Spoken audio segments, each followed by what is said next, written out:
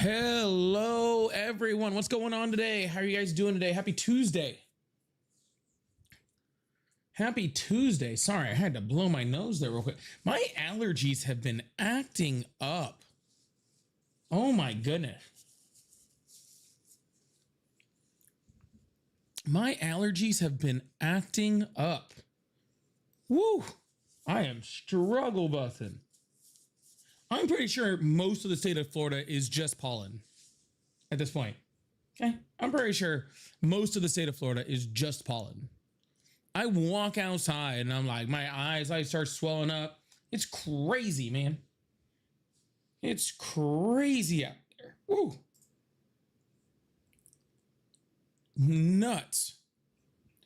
Over here trying to be a civil member of society.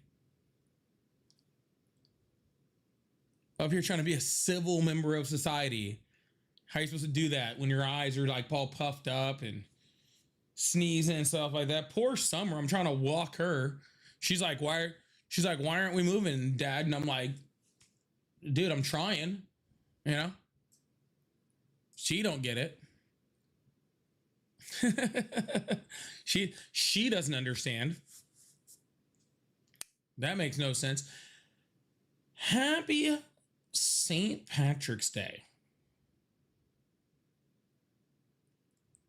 Happy St. Patrick's Day.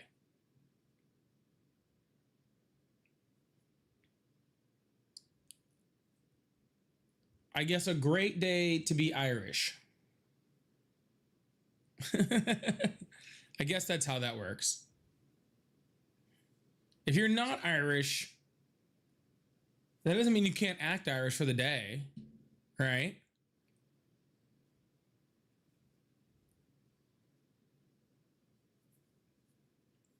I don't know if you've ever been to Ireland or not. Funny enough, I know it's crazy. They don't drink green beer there. Did you guys know that? They actually don't drink green beer there. I know, right? I know.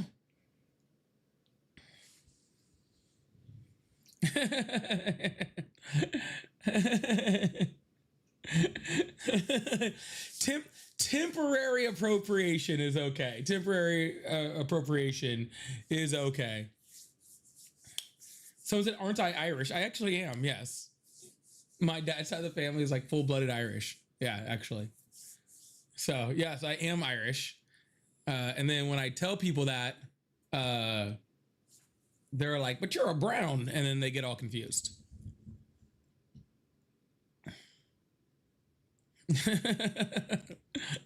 Yeah, Corey, they don't have time to dye that shit. They're drinking it.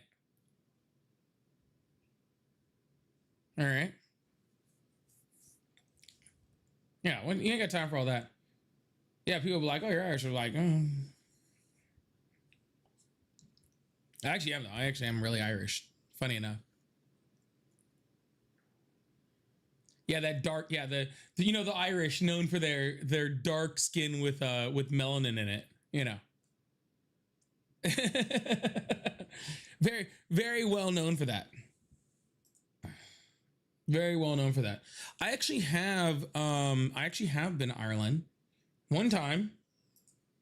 I never left Dublin. I was only there for a few days. But it was nice. It was nice. I want to go back. I want to travel. I want to travel Ireland again. Go see some more stuff. I was actually on my way to, well, I was on my way back. I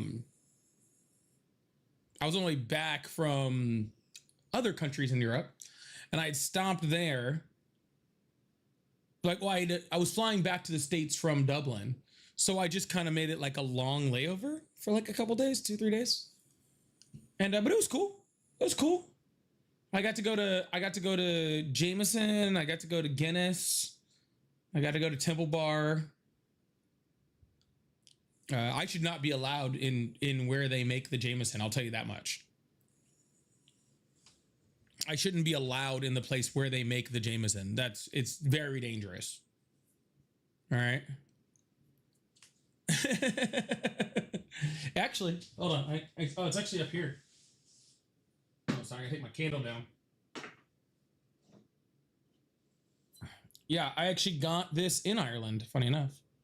Yeah.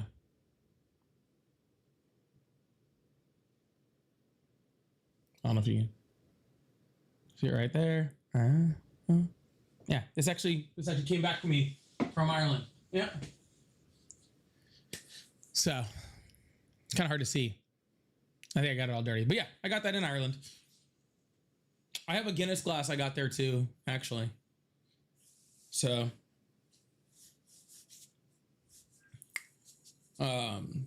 but yeah, it was really cool. It was really cool. Like I want to go back. I got so many places I want to go to. I got too many trips I got trips to the United States planned for this year. I don't have any overseas trips. I guess I'm gonna have to go get I'm gonna have to get my passport again anyway because it expired last year. But I'm not gonna be able to vote this year if I don't, so I'm gonna have to go get it. Yeah.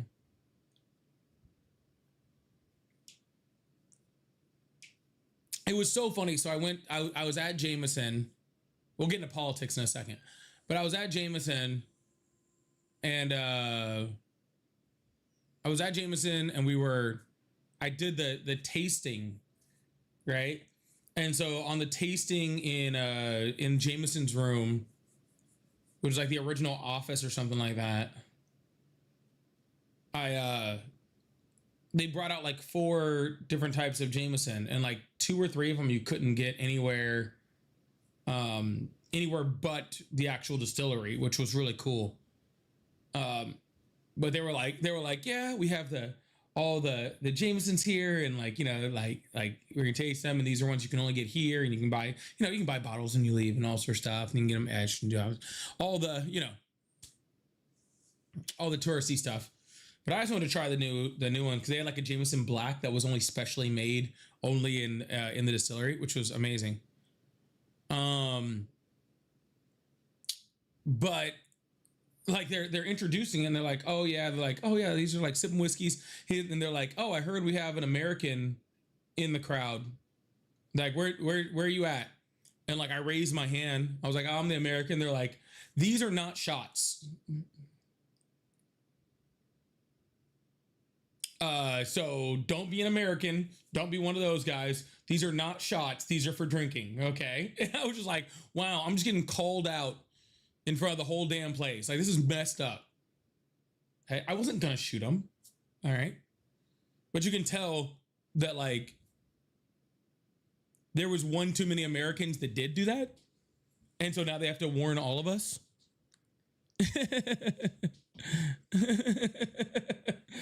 There was one too many Americans that rolled in that sucker just freaking slapping those things down, and they were like, nope, we're just gonna warn all Americans from now on. Like this, we're not doing that here.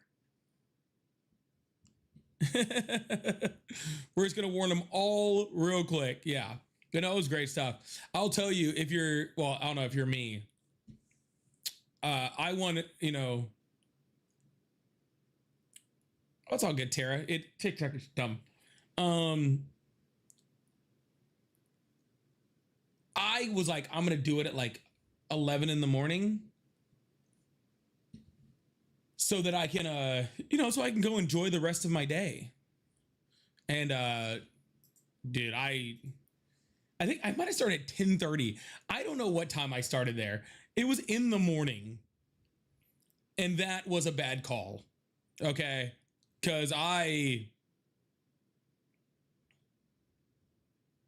stumbled out of that sucker at like prior to noon, I'm pretty sure, or at least right after noon. It was something like that. It was not, it was bad. Because you go on the tour and they give you a bunch of tastings while you're in the tour. And then I had the tasting afterwards. But, you know, there was time in between the tour and the tasting, right? Which they have a whole bar where they just make Jameson specialty drinks. So, of course, I had to try, you know, 2 to 3 of those. All right. I had to try 2 to 3 of those. Okay. and then I went and got some food. Yep, it was a good time. It was a really good time. It was a really, really good time. I no complaints about Dublin. No complaints about Dublin. Sorry, just telling some little Dublin stories while we talk about, since it's St. Patrick's Day. Since it's St. Patrick's Day. Speaking of green things and beer, even though it's not Irish, if you ever get a chance to go to the Heineken factory, and I'm not a Heineken fan, but if you ever get a chance to go to the Heineken, can they call it the Heineken Experience? You ever get a chance to go to that? Do it. Like it's super cool. I thought it was gonna be lame as hell. It was actually super cool. So yeah.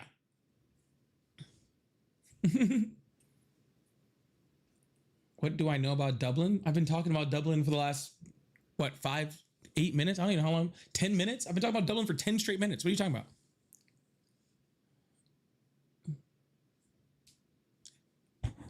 I'm not gonna go over the whole thing because you showed up late. You gotta show up early, okay? If you want the full experience, all right? All right. You gotta show up early if you want the full experience. Duh.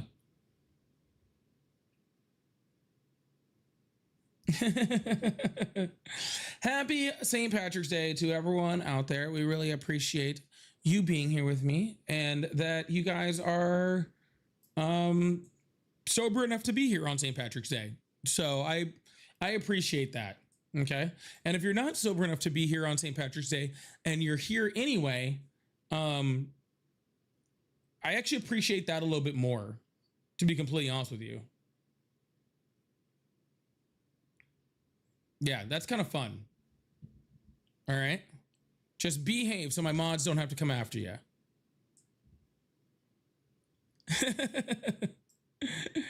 Just behave so the mods don't have to come after you. All right. Is that fair? Just behave. You know, not all the way. All right, you don't have to be all the way, like, but just, you know, I have to say Corey after you, or if I get really, really bad, I'll send Veronica after you. Veronica don't play. What if the mods ain't sober? Well, that sounds like everybody else's problem today. That sounds like everybody else's problems. Okay. Who's gonna mod the moderators? Who's gonna mod the moderators? Who knows? It ain't gonna be me. All right. Who knows who it's gonna be? I know it ain't gonna be me. But come on in, chat in the chat box. If you can support the live through either gifting or live gift goals or super chats or anything like that, all of that helps to just, you know, keep the line moving. We already have a couple callers calling in. I have to grab my iPad real quick and then we'll get this started. So give me 4 seconds, maybe 12.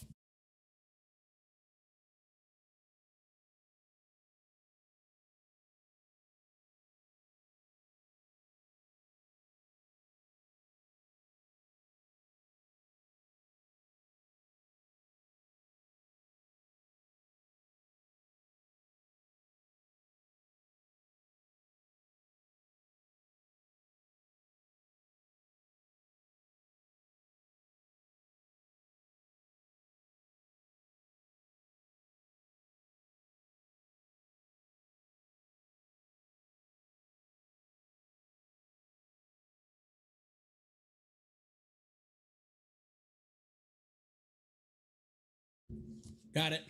Don't worry, guys. I got it. Do not worry. Do not fret. We got there. We did it. Okay? We got there. We did it. I'm proud of each and every one of you for surviving it. Okay? I'm proud of each and every one of you for surviving it. I know you guys missed me a lot.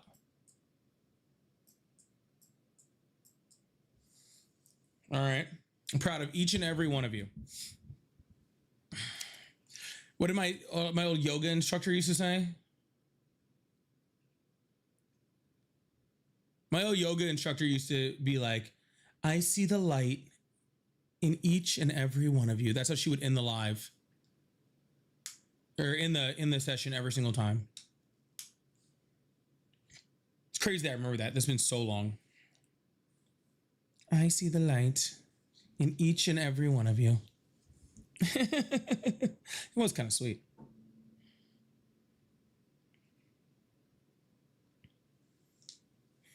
It was kind of sweet. Yeah. All right, let's load this thing on up. What's the number for people to call in and talk to me?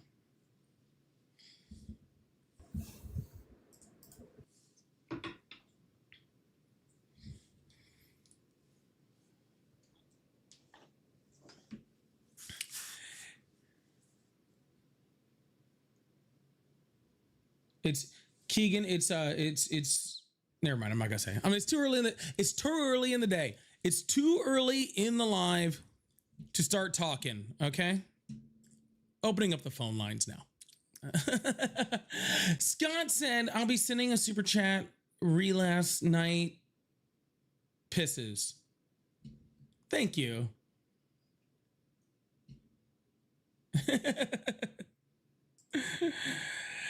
Hello, how are you? All right. And Scotty had said, Danny, BBC, a news hot concerning Trump. Scott, have you been enjoying your St. Patrick's Day already? All right. Scott. Someone start partaking early. I am assuming the BBC's new. I'm so confused. I love you, Scott. I really am. I have no idea what you're talking about. I have no clue. All right. At all. Sure said I got to taste the Green Fairy in Amsterdam. Amsterdam can be a very good time. Amsterdam can be a very good time. I did not do that when I was in Amsterdam. But you can't, there's always more trips, right? There's always more trips. I'll get another trip in eventually. Thank you so much, Shush. I really appreciate that. There actually is a bunch of news to talk about. I was going to bring up a caller if there was somebody that was ready to go. But the biggest news, and I know people are going to disagree with me, and you guys are going to be like, oh, it's that the SAVE Act is going to pass, which is quite big news, right? Which is quite big news. They're debating it on the floor right now. It's going to be a whole thing. I'm sure there'll be challenges, judicial challenges from the states, and a whole bunch of stuff, right? But more importantly, well, I don't know if it's more important than that. There was some other news. I got to see if I can bring it up.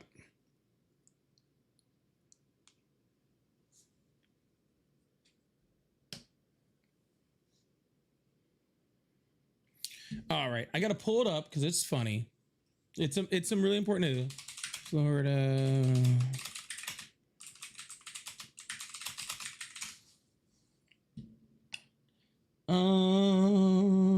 There it is. All right. Let's get in some news while we're waiting on some Trump supporters. Huh? Let's get in some news. March 17 on this St. Patrick's Day. In my state of Florida, Florida bill to ban marrying first cousins fails to pass.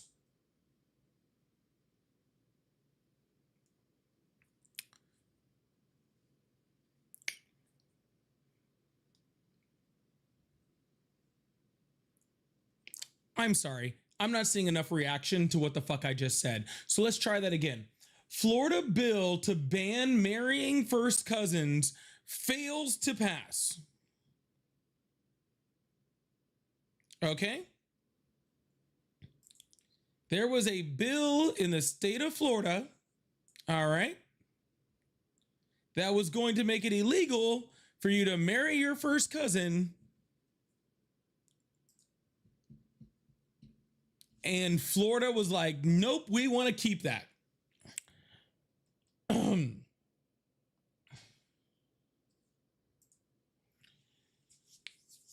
I didn't know this wasn't already illegal. Okay? I didn't know this wasn't already illegal. I found this out. I was today years old.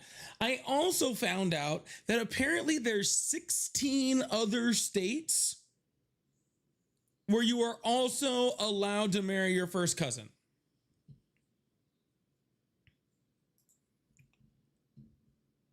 The bill stated that a man may not marry any woman to whom he is related by lineal, I can't say that word, consanguinity. I've never heard that word in my entire life, by the way. Consanguinity. Or his sister, aunt, or niece. It's not a real word. I don't care what you guys say. That's not a real word. A woman cannot marry a man with whom she's related to by that, her brother, her uncle, or her nephew. You know, back, you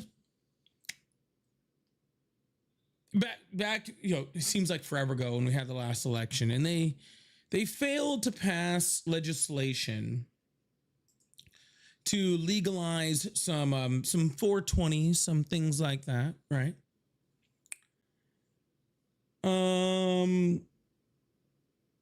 I was like, wow, Florida is still backwards. And I didn't know it could get more backwards, right? I thought that was about as backwards as you can get. And boy, was I wrong. Because apparently they saw things that says you can't marry your first cousin. And they were like, well, I think you should be able to. First cousin. First one. Not second. Not.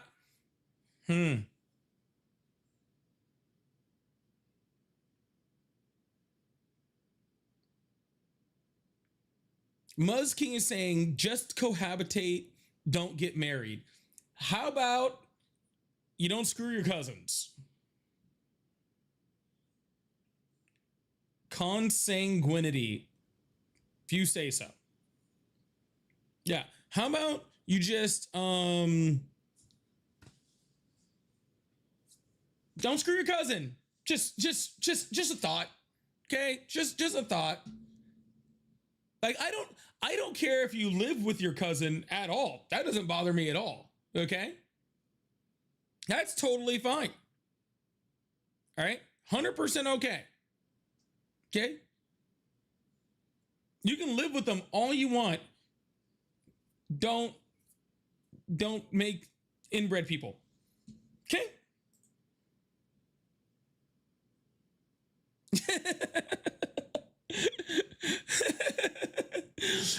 We are literally on the Senate floor right now arguing about trans people, which make up like no percent, a super tiny percentage of trans people, and even smaller percentage of those that are athletes. We're arguing about that, right? And arguing about whether people should be allowed to vote. And Florida's just like, fuck it, you can marry your cousin.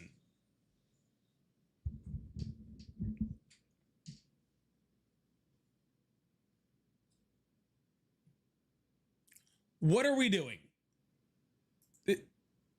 What are we doing? What is this? Okay? I live here. Okay? I live here. All right? And some of these people,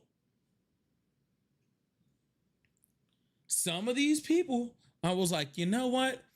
I think that their family tree might be a wreath. I'm not sure. And then this happens. I'm like, oh, it literally is. Like, so when you see that stuff and you're like, oh, Florida man's not real, right? Florida man's not real. There's not real things that happen there, right? I refer you to why things like Florida man happen.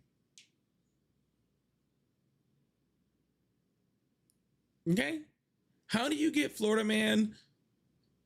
It's because two other Florida men, because women can be Florida men too.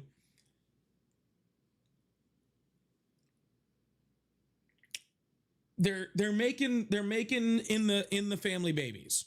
Okay? They're making in the family babies. Okay? I know this might not be the most important news today. You had the head of, like, anti-terrorism for the White House, like quit, over the Iran thing. You had one of the major leaders in Iran taken out, right? You have, the Senate taking up the SAVE Act and possibly trying to pass filibuster. All these things are true, okay? And I can't stop thinking about Florida not being able to pass a bill in legislature, okay, to stop family members from marrying each other. I can't think about anything else, okay?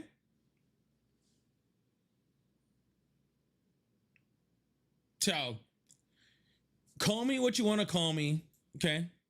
Say whatever you want to say. All right. But I can't. Okay? But I just can't. Okay? The Blues said, I'm gonna try to pronounce it, consanguinity, something like that, by blood or by common ancestor. Well, yeah, that makes complete. I understood through context clues what it was. I've just never heard that word before. So I don't think I've ever seen that word before, to be completely honest with you. All right. But thank you. I appreciate the definition. By blood or by common ancestor. I don't even truly think, anyways. Maybe that's why Florida legislators shot it down, right? Maybe that's why they didn't want it, is because they didn't understand this word either. Okay, is that possible? Is it possible that they also didn't understand what this word meant? I don't know. Just a thought. All right. Thank you to Blues. And Ted said reverse cowgirl is also illegal in Florida. You can't turn your back on family.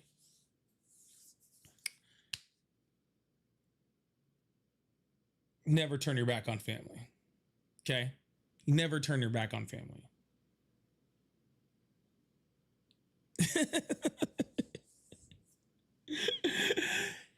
You never turn your back on family. All right. Ever.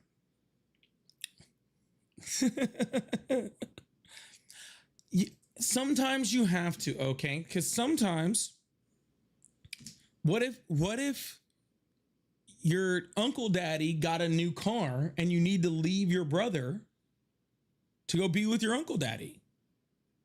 All right?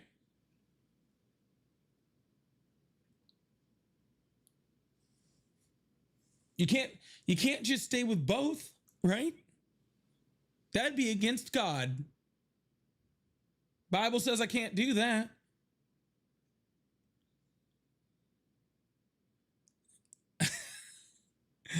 Tatted, I am also shocked YouTube let you say that without editing.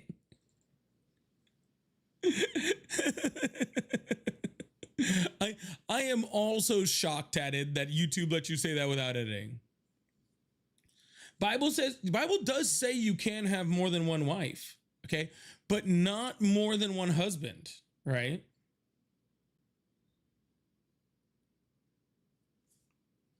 See? Not more than one husband.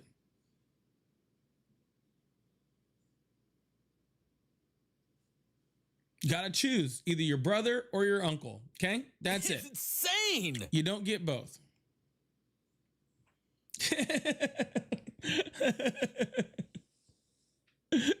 Tara said I wouldn't want more than one. Bro, I don't know. Sure, hey, whatever you're into, dude. I can barely handle one partner. Okay, barely. All right, barely.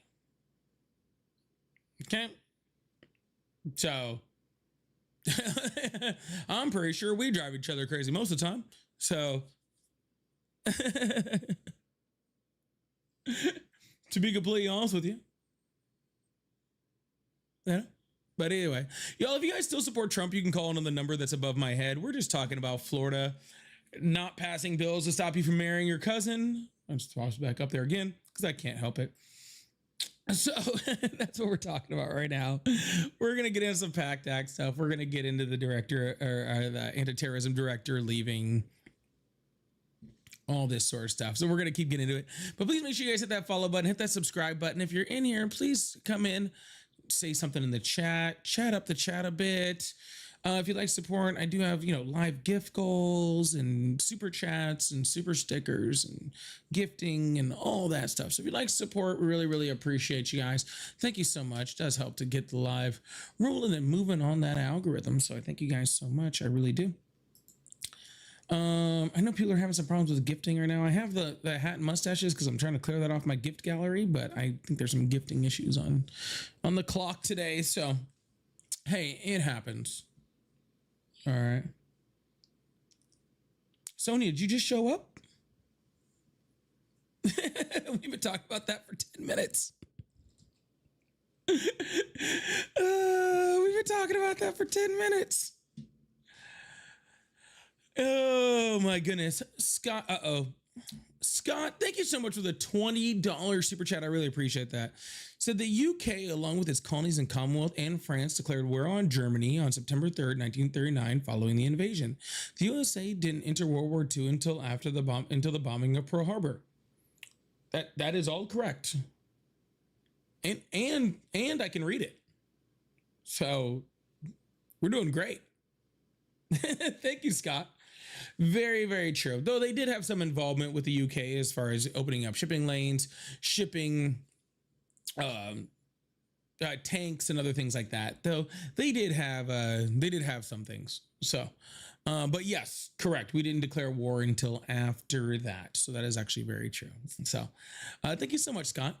Kramer, thank you so much for the $10 and happy St. Patrick's Day, bub. Thank you so much. Happy St. Patrick's Day to you and happy St. Patrick's Day to all of you out there. All right. And Shush, thank you so much for the 5 gifted memberships. Went out to Billy, Falcon, John Deere, Joseph, and Past. All just got memberships over there on my Portrait Live. So I really appreciate it. Big W's to the chat for Scott, for Kramer, and for Shush for those gifteds at the end. For helping to keep the live going and boosting the live. I really, really appreciate that. Also, thank you so much, Mia. Oh my goodness. Mia lighting up the hat and mustaches. Oh my goodness. I can't even count how many Mia just sent. Huge W's in the chat to Mia for lighting that thing up real quick. I actually checked out Mia's live the other day. We went there and hung out for a little bit. Mia had a great little live going on. We went and hung out there again. So yeah, thank you so much. Big W's chat for Mia for lighting up that gift gallery over there with the hat and mustaches. Really, really appreciate that. Thank you so much, Mia. Thank you so much. Yeah, we hung out in Mia's live for a while. That was cool. Ari and I did for a little bit. Yeah, that was good times. It was a good time. Mia says wild shit. Okay. So, all right. Again, y'all, if you guys would still support Trump, you guys can call on the number above my head or next to me. I guess it depends on where you're looking. We get that going. So let's go to the next thing that I want to talk about today while we keep this thing going. What just buzzed? Something's buzzing. What is going on here?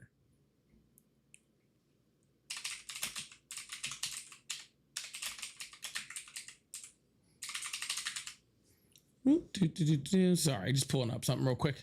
A little slow on my notes today.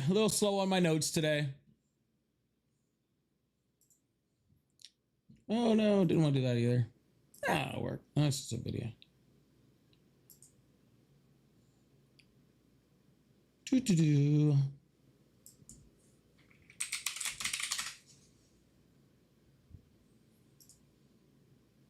All right. Well, as we're waiting on any Trump supporters to come on and show up, we might talk about some Cuba too. We might talk about some SAVE Act. We got a lot of stuff to talk about today. But the head of the National Counterterrorism Center, Joe Kent, resigned today because he said that Iran posed no imminent threat to the United States and that he could not justify staying in his position over this war that they're lying about. Hello? Why is angry about? Over this war that they're lying about. So when I come out here and I tell you guys, hey, that Iran wasn't posing an imminent threat, that they gave no reasoning whatsoever, all right, for why they're perpetrating this war, all right? And you guys don't believe me, right? You guys just believe, whatever story Donald Trump or Marco Rubio or JD Vance makes up today. Ooh, excuse me, sorry. You believe whatever they decide to make up that day. Why don't you listen to the head of the National Counterterrorism Center? You guys probably won't listen to him either, will you? Hello, how are you? Yeah, cutie, but You probably won't listen to him either because you guys have been taught not to listen to professionals. You guys have been taught that everybody that knows things, okay, is wrong because Donald Trump has conditioned you, right? Donald Trump has conditioned you, okay, to only listen to the things that he tells you. To only listen to the things that he tells you, right? And then, so when people like Joe Kent said he can't in good conscience, right, support this war because the reasoning behind Donald Trump and the administration going into the war is completely fraudulent, you guys don't even believe it. Okay?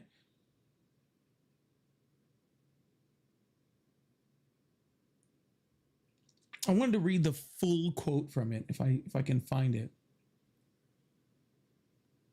Until June 2025, you understood that wars in the Middle East were a trap that robbed America of the precious lives of our patriots and depleted the wealth and prosperity of our nation.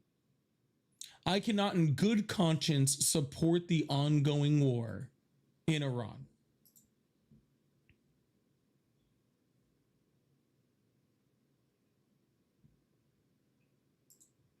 Here's the whole thing. After much reflection, I've decided to resign from my position as the director of the National Counterterrorism Center effective today. I cannot in good conscience support the ongoing war in Iran. Iran posed no imminent threat to our nation, and it is clear that we started this war due to pressure from Israel and its powerful American lobby. I support the values and the foreign policies that you campaigned on in 2016, 2020, and 2024 when you enacted which you enacted in your first term.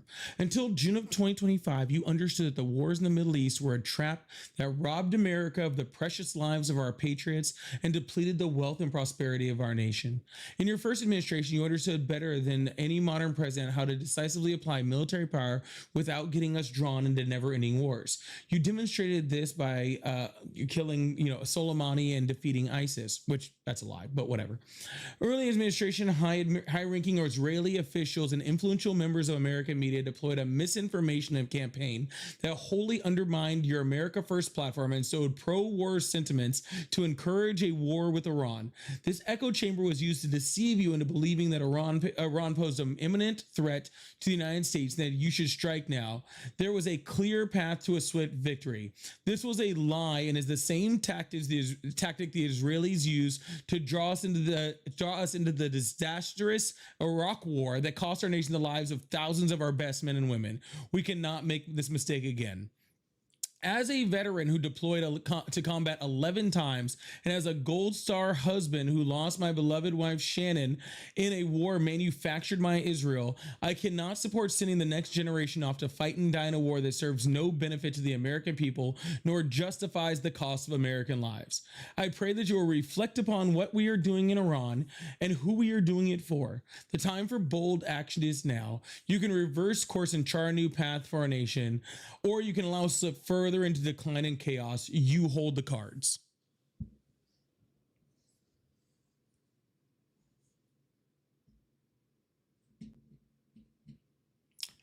I don't know how to say it any better. It's really bad too, right? Now I'll put it up on the screen. I don't know if you guys will be able to see it, but it's really bad when people like Joe Rogan and these guys are like, oh, we got duped. You didn't get duped, or you didn't get you're not being betrayed. You got duped. You got tricked. Okay. You got manipulated. That's all that was.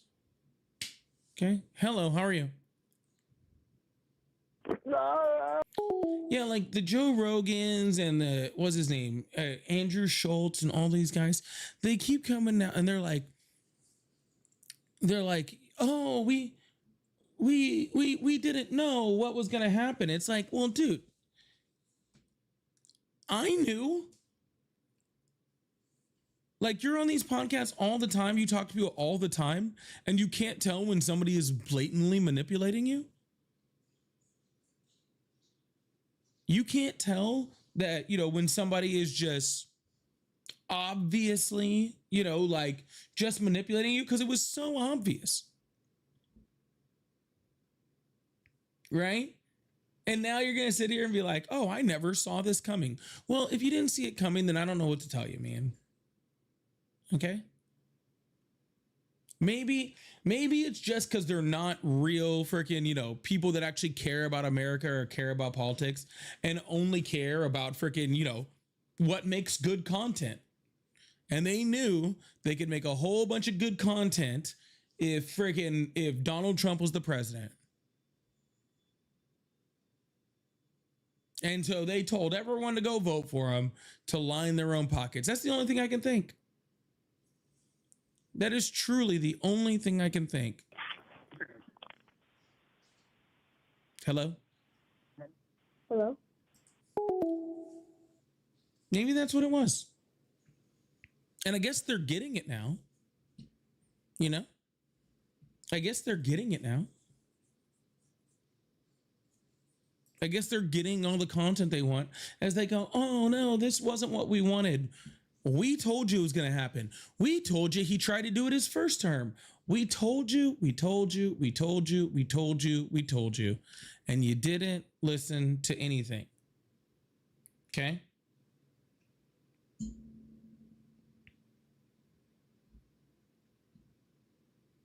You didn't listen to anything. And now you're like, oh, I can't believe we're in a forever war. Well,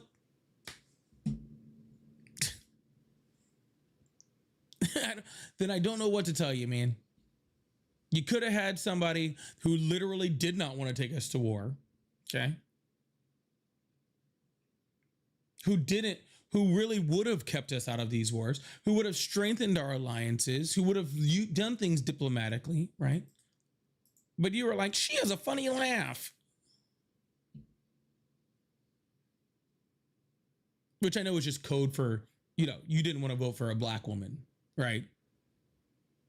Let's call it what it is. She has a funny laugh, which is code for you You didn't want to vote for a black woman. We didn't know enough about her. Well, you might not have, okay? But you knew a whole bunch about Trump to know that he was a piece of shit.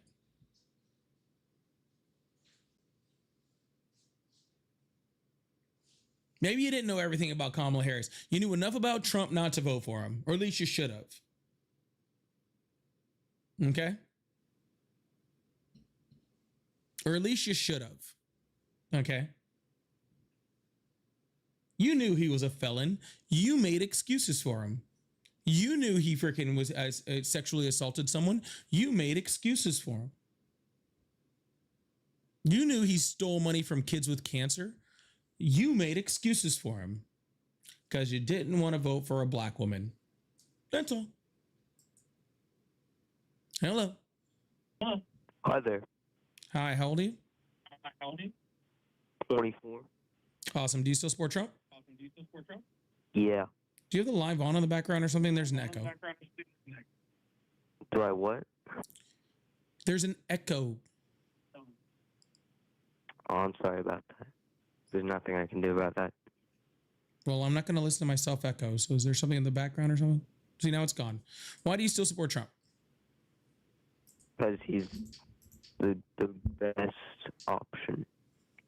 He's not an option. He's been president for 14 months now. No one else has been politically relevant in 16. He's not an option. Who's the other option, sir? I don't know. If there's no other option, then how is he the best option? Well, because I don't know. All right. We got the real bright ones on today, guys.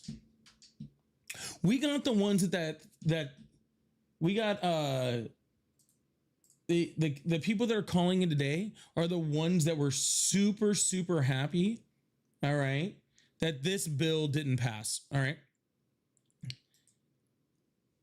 The ones that are calling in today are like super happy that this bill didn't pass. All right.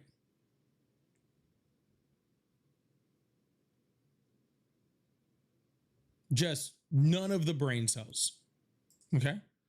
But years of inbreeding does that. Okay. years of inbreeding does that. If you do still support Trump, you can call the number above my head and we can have a conversation. Hopefully you have a little bit more brain cells than the last guy. It is funny how like the live starts, no one wants to call in. Then by the time that like they start calling in, then I get calls for freaking 3 straight hours. But by then it's too late. Nobody wants to talk. It's funny.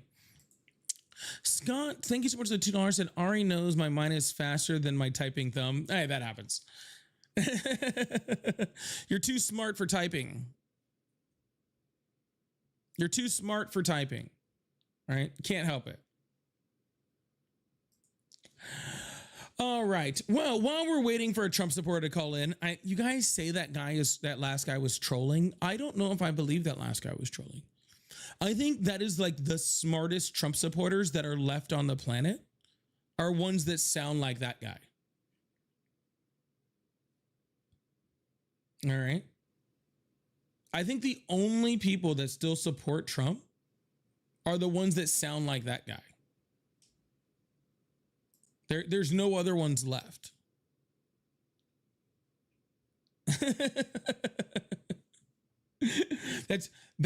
That's all of them.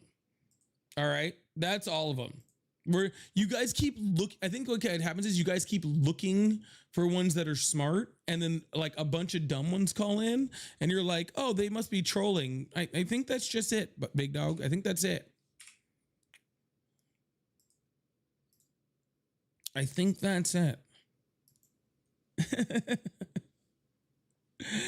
Well, they are arguing the SAVE Act right now on the Senate floor. I think they're still doing it. They were doing it when I still got on.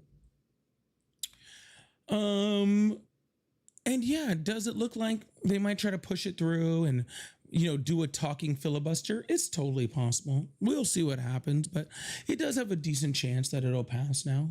Absolutely. Now, I'm sure it will face multiple lawsuits once that happens, because again, it's totally against taking away states' rights and in violation of the Constitution on multiple different ways. Okay. But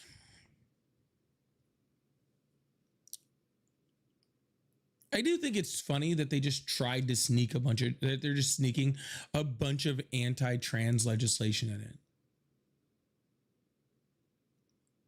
Like they're literally talking about it as a voting act, and then they're like, oh yeah, let's just put a whole bunch of like anti-trans stuff in there. Okay. It's kind of wild. Let's see. Hello? All right, goodbye. They're pretty much trying to codify Donald Trump's earlier EO about trans people in sports.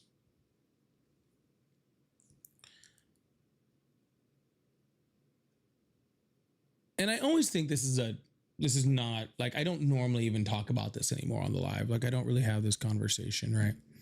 When it comes to the live. I don't really have this conversation because I think it's dumb. I think that the right has tried to make this a political thing. And I think the majority of Americans don't really give a shit. Right? They phrased it as this horrible thing like, oh, people really care about keeping trans people out of sports. And I don't think the majority of people really care. I really don't. Right? I think the majority of people understand that this is a non-issue while they're watching all of their grocery prices go up, while we're currently at war. And I think this is a simple non-issue for most voters, right? But they keep trying to force it. You notice how they keep doing that? They keep trying to force it and make it a thing because it's all they have. Hello, how are you? Hello. Hi, how old are you? I'm 23. Awesome. Do you still support Trump? Yes. Awesome. Why is that? Because he's kind of a baddie. And they keep trying to like sneak it in, and they keep like Caroline Levitt was actually on Fox News, I think, or some bullshit, right? And she was just like going on and on and on and on and on, like talking about the SAVE Act and how it had to pass to keep trans people out of sports.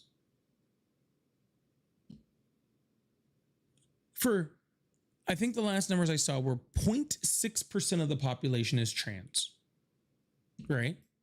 0.6, okay? Just over a 0.5%. Of that number, only a minute percentage play sports. And of that, okay, the majority of the ones that play sports are actually born biologically as women, assigned women at birth, and then transition to men. And they never talk about them.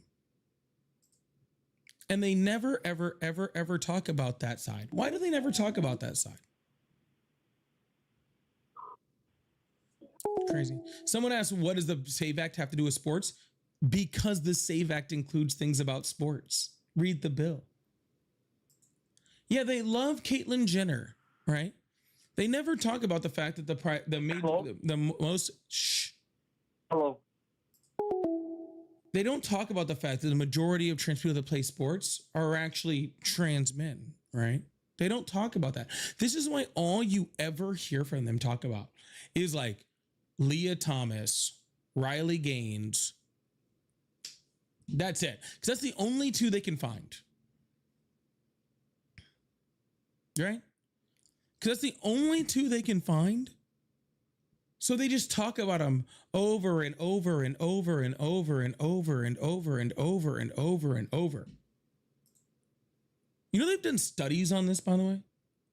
States have done like internal studies to find out how big of a problem this is in their states. To find out how big of a problem this is in their states, right? And I don't think there was a singular state, right, that had double digits of trans people playing in sports. The majority of them were like 1 or like 3. Hello. It's crazy how they try to make this such a big deal so that they can, they can distract from all the real issues. It really is nuts. Hello? Shh. Can't you hear me talking? Sorry, my fault. God, learn some manners. Anyways, what they just try to do is they try to just distract you from all the issues while they're purposely trying to take away your ability to freaking vote, right? So they can suppress elections, so they can put a poll tax on you. All they're talking about is trans people. And that's what's really sad, is it's all distraction. Hello, how are you? I'm good. How are you? I'm excellent. How old are you? I'm 21. Awesome. Do you still support Trump? Yes, of course. Why is that? Well, you see, I'm Jewish, so I really support what he's doing for Israel.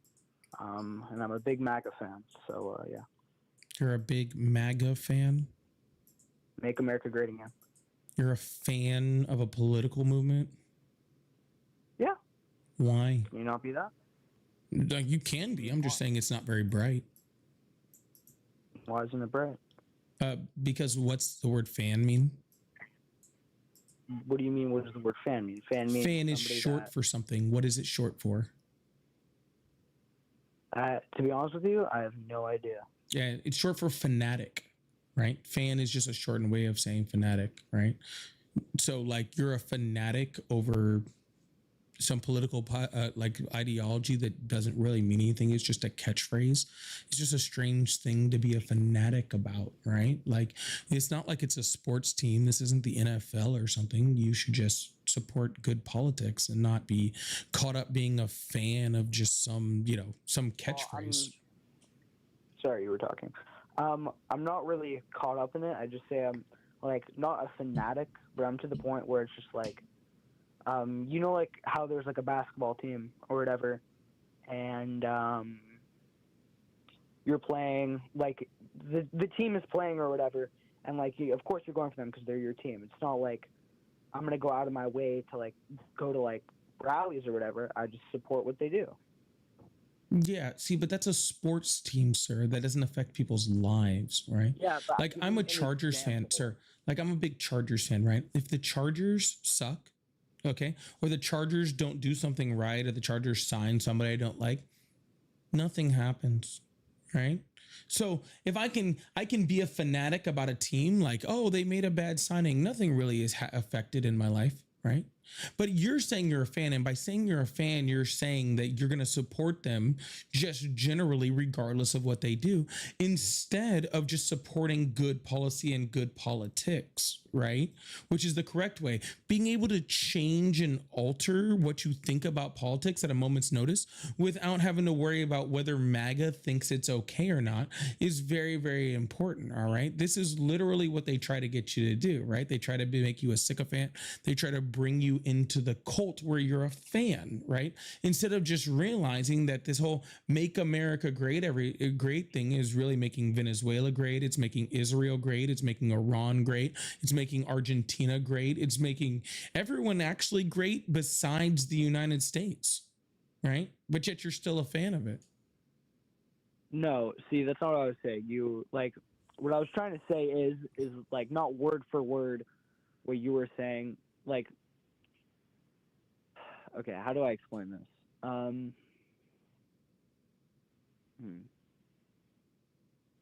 Here, let's say for like when you were talking about the sports team of how you were supporting the Chargers, right? Like it doesn't affect my everyday life. Like it's the same thing with that. I feel like I'm not like a crazy fanatic for them. But, like I support them. You're the one who said fans, or not me. Yeah, I know, but I didn't mean it in that way. I was obviously wrong in my grammar, which I apologize for. But yeah.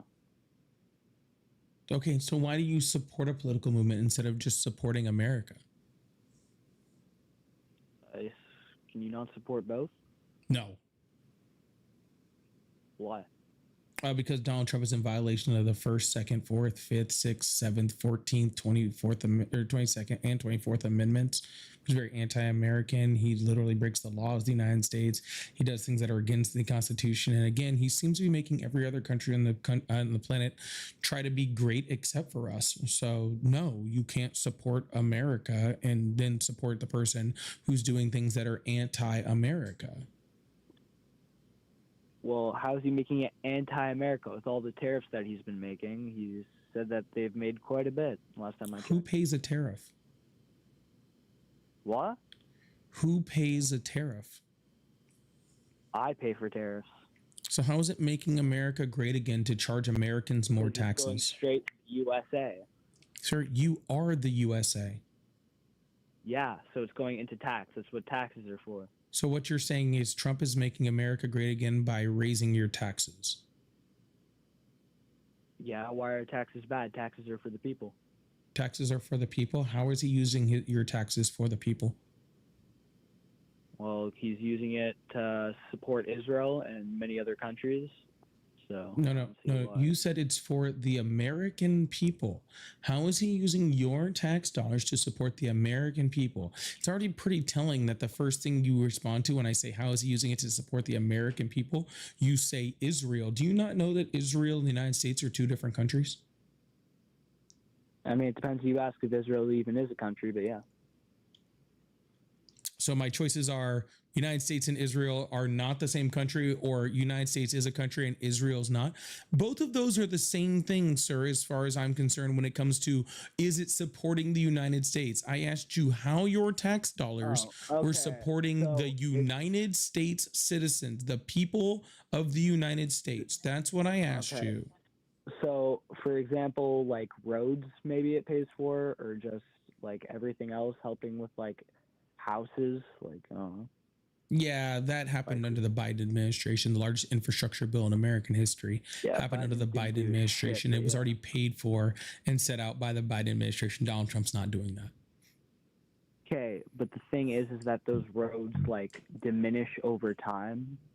Like, I'm personally in Canada right now, and it seems like they only have 3 seasons: winter, heat, and working on roads. So, it seems like they. So first of all, sir, I just said it was a 10-year bill, and so Donald Trump has not done anything for infrastructure. Okay, because Biden did it for 10 years, and him raising the taxes doesn't help that. Second of all, why the fuck am I talking to you if you're in Canada? What do you mean? I'm an American citizen. I'm on for work right now. Why does that concern you? You're on for work right now? You mean you live in Canada? No, I do not live in Canada. Then why are you calling me from a non-American number? Because I have dual numbers. It's called paying like $80 for dual numbers for each month. Gotcha. So you pay for dual numbers and you called an American number using your Canadian number. Yeah, my fault for not switching on my SD card. I mean, would you like my security info? What else, man? No, I just think you're lying. No, but listen, man. Whatever floats your boat.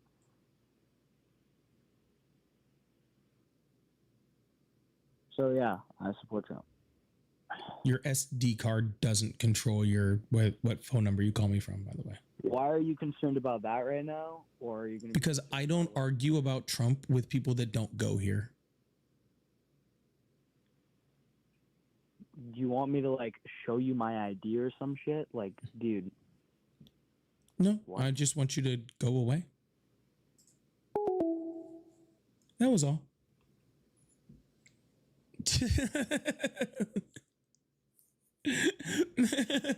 No, I don't. I just want you to go away. Sorry, I'm not going to have a conversation with you about what Trump is doing or not doing for America if you're not part of the system in which he affects. Okay? If you don't have a dog in the fight, right? Then why am I worried about what you're saying? with all due respect, which isn't much. Okay. Which isn't much. How to Live, thank you so much for that. If you guys make sure you hit that follow button, hit that subscribe button. If you'd like support, I do have the money guns, I have super chats, I have all that fun stuff. I really appreciate you.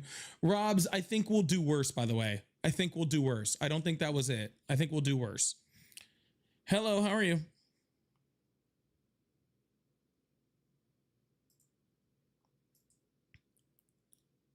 Hello, how are you?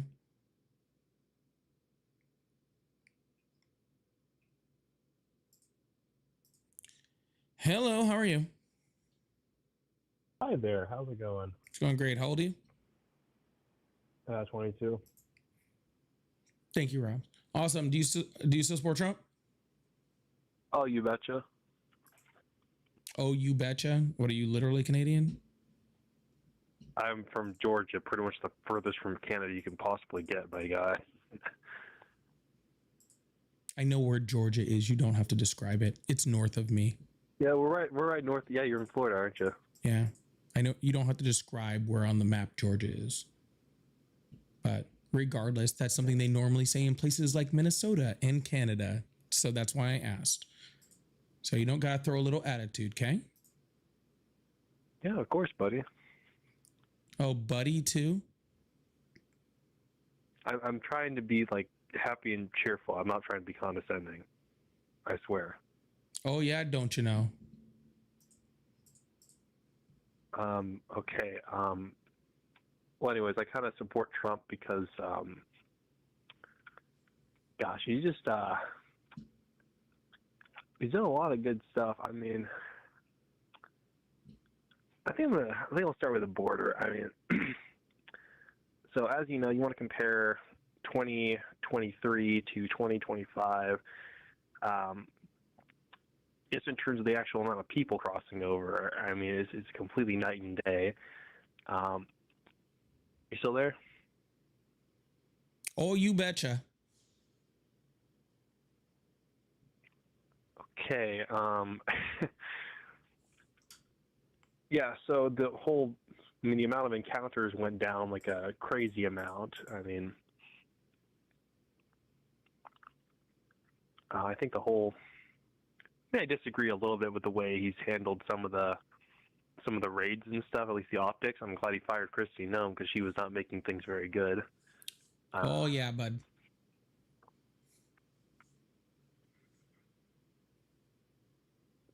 Okay, Are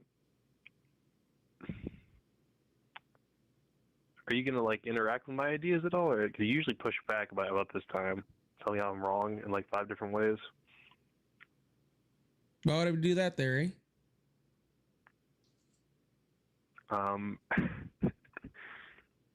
Okay, I'm not. I mean, the whole foreign policy stuff too. That's been. That's been really good. I mean, obviously, Venezuela. I mean, a lot of the migrants were coming up there because of the political instability and the fact they were going through they're going through a famine partially, and making that country, at least more politically hospitable to the people there. That'll be good for actually getting people to go back there. I mean, I work, you say that the regime only switched out one figurehead for another, but the actual people, I work with a guy. He's actually considering going back a lot more than when Maduro was in charge. And if a lady ever acts up again, we have her number. We can go strike her again, and we'll put her in the same place we put Maduro if she decides to do the same things that he did.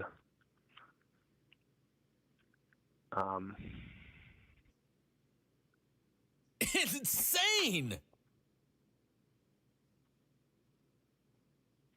But seriously, I called him to have a conversation. Are you there still? I'm here. You haven't said anything to conversate with yet. You've literally said, you say this, you say that. Like you literally have said your side of the argument and then said my side of the argument afterwards, and then said your side of the argument and then said my side of the argument. You literally just said the words, you would say that it's one regime for another, and then went on to explain to me how it's not really the one regime for another. Yeah, how if she acted up, we could do this. You made the argument about the encounters, then you said they could go back. You literally made you're making both your argument and my argument. So what am I supposed to say, sir? Well, tell me where I've gotten wrong, because I'm fairly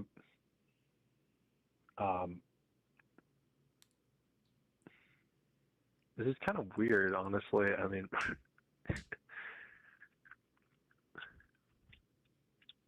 I just don't know what you want me to engage with. It sounds like you're a fan. You're telling me when I would normally jump in conversation, right? It sounds like you've watched me enough to know what arguments I'm about to make, right? Because you're making them. So I just don't understand. So I just don't understand. Do you want me to just repeat all the stuff that you know that I'm going to say when you already know all of it? Let's get on to something new. Honestly, I mean, you made the assertion, I think, a bunch of times that the border was that Joe Biden, sorry, not Joe Biden, we have an open border right now because we have zero detentions and that people are coming across and still pouring drugs in when the numbers really don't support that. I've never made that claim. Really? Maybe it was Ari. You two kind of merged together in my mind because you do so many joint streams and stuff. I don't know. Okay. I've never made that claim.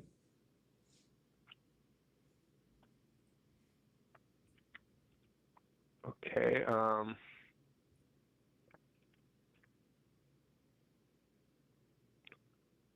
Ari also said she's never said that either. She's in my chat. She wanted to make sure you knew that.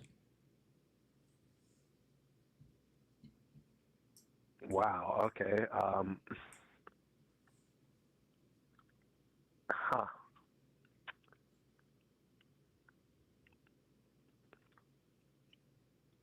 So why is it bad to have voter ID exactly for actual elections? We already have voter ID laws. Every state in the United States already has a voter ID laws.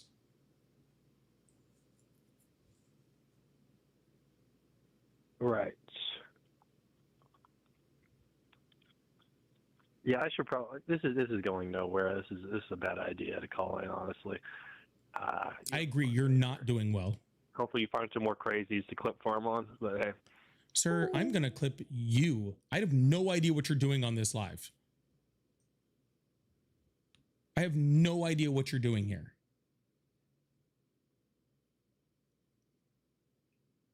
Do you know how a conversation or like a debate works? It requires you to make a point and then for me to argue that point and then for you to respond to the point that I made off of your response. That's how this works. Okay? It doesn't work if you just come up here and make my argument for me, tell me all the things I'm about to say, and then argue them by yourself.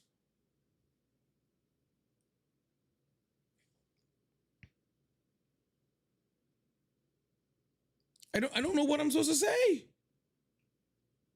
You didn't leave anything open for me to even argue with you, sir. Okay? You truly didn't leave anything for me to argue with you.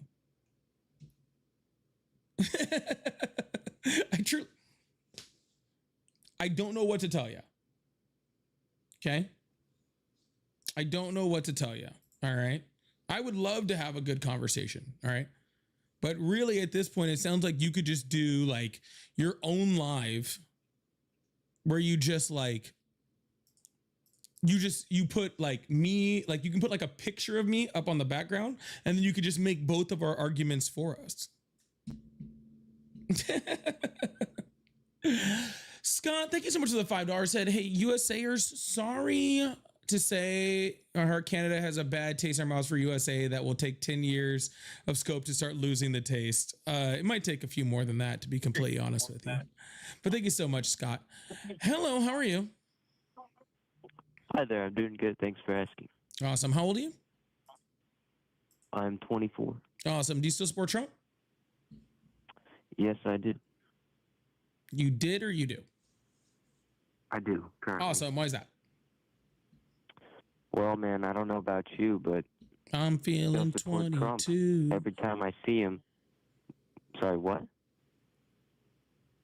I don't know about you, but I'm feeling 22. Could you please let me get my point across? Oh, yeah. I just wanted to sing. What's your point? Okay. Okay, I don't know about you, but I still support Trump. Every time I see him, it makes my wiener jump. Okay, man. What about Any you? other reasons?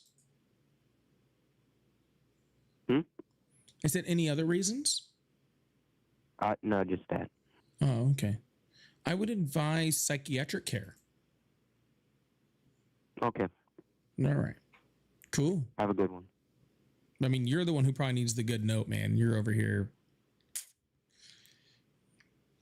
getting aroused by 80-year-old dudes that shit themselves. But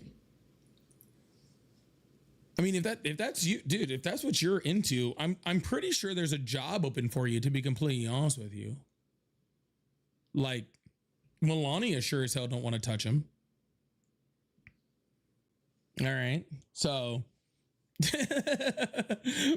Melania sure don't want to touch him. So maybe there's an open job for you. All right.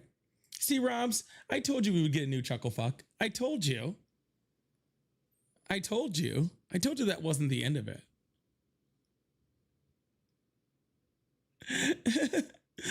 Beats, thank you so much for $10. Said, okay, Paulie, I say this because I'm a big supporter of your channel, but you're being really unnecessarily prickly today, and it's not productive and makes you look like an ass. Well, thank you, Beat. I appreciate that. I have not had one singular serious caller the entire time I've been on, so I don't even know who you're telling me I'm being prickly with. I have had a dozen trolls and one Canadian Georgia guy who argued for me. So I don't even know who you're telling me that I'm being prickly to. So, but hey. Whatever floats your boat, man. Thank you so much for the super chat. Hello, how are you? Hey, how are you? I'm doing awesome. How old are you? I am 22. Awesome. Do you still support Trump? Yes, I do. Awesome. Why is that?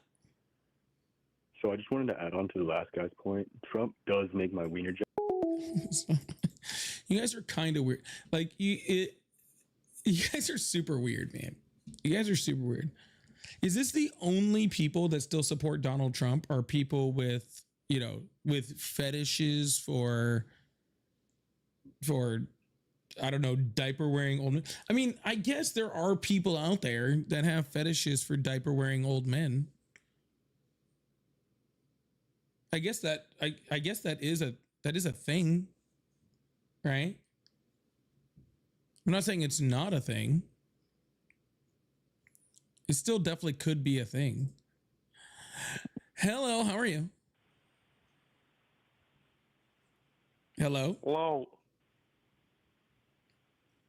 Hello. Hello, how are you? All right, big fan, Polly, big fan. Oh, thanks, man. I appreciate that. All right, bye bye. All right, bye-bye now. Big fan. All right, bye-bye. Yo, make sure you guys hit that follow button, hit that subscribe button if you haven't already. I'm telling you, I think it's because it's St. Patrick's Day and people started on the JMO a little early. Okay? That must be what it is. Hello, how are you? Yo, what's up, man? Great. How are you doing? Doing good. How old are you? I'm 18, Awesome. Do you still support Trump? of course. Why is that? Because, you know, he's going to get rid of gambling taxes. Also, I'm excited for UFC White House. Okay. I've talked to you before and you've come up and said the exact same thing, which is a waste of time. He's not going to get rid of anything. Though I really think you should get rid of gambling taxes. Like, I do actually agree with that. Hello, how are you? Good.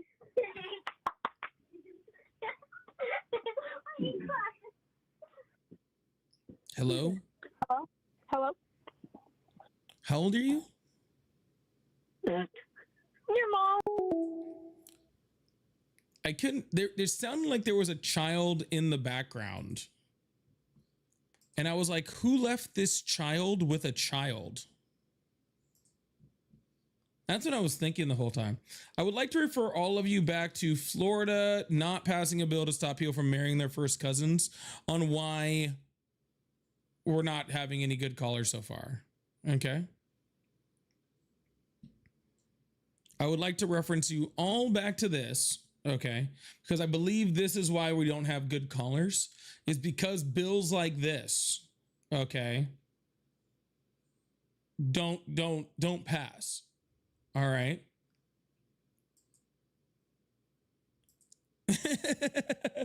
Is that what it is? All the parents are at the bar for freaking all the parents are at the bar for St. Patrick's Day and left their kids at home. Is that what it is? Hello, how are you? Yeah, what's up? How old are you? 32. Do you still support Trump? You know it, man. Come on. I'll fight for this country. Well, thank you for your service. I really, really appreciate that. All right. I'm actually having fun. I don't know about you guys. I know maybe this isn't the best for you. I'm having a blast. I'm having a great time. Hello, how are you? Good, you? Good. How old are you? 37. Awesome. Do you still support Trump? Yep. Awesome. Why is that? I actually got to ask you a question first. Did your mother know Does my mother know what? that you're gay as fuck? I don't know. You want to ask her? She watches these. Or your girl? You can ask her yourself. Hi, Mom. Hello, how are you? Yeah.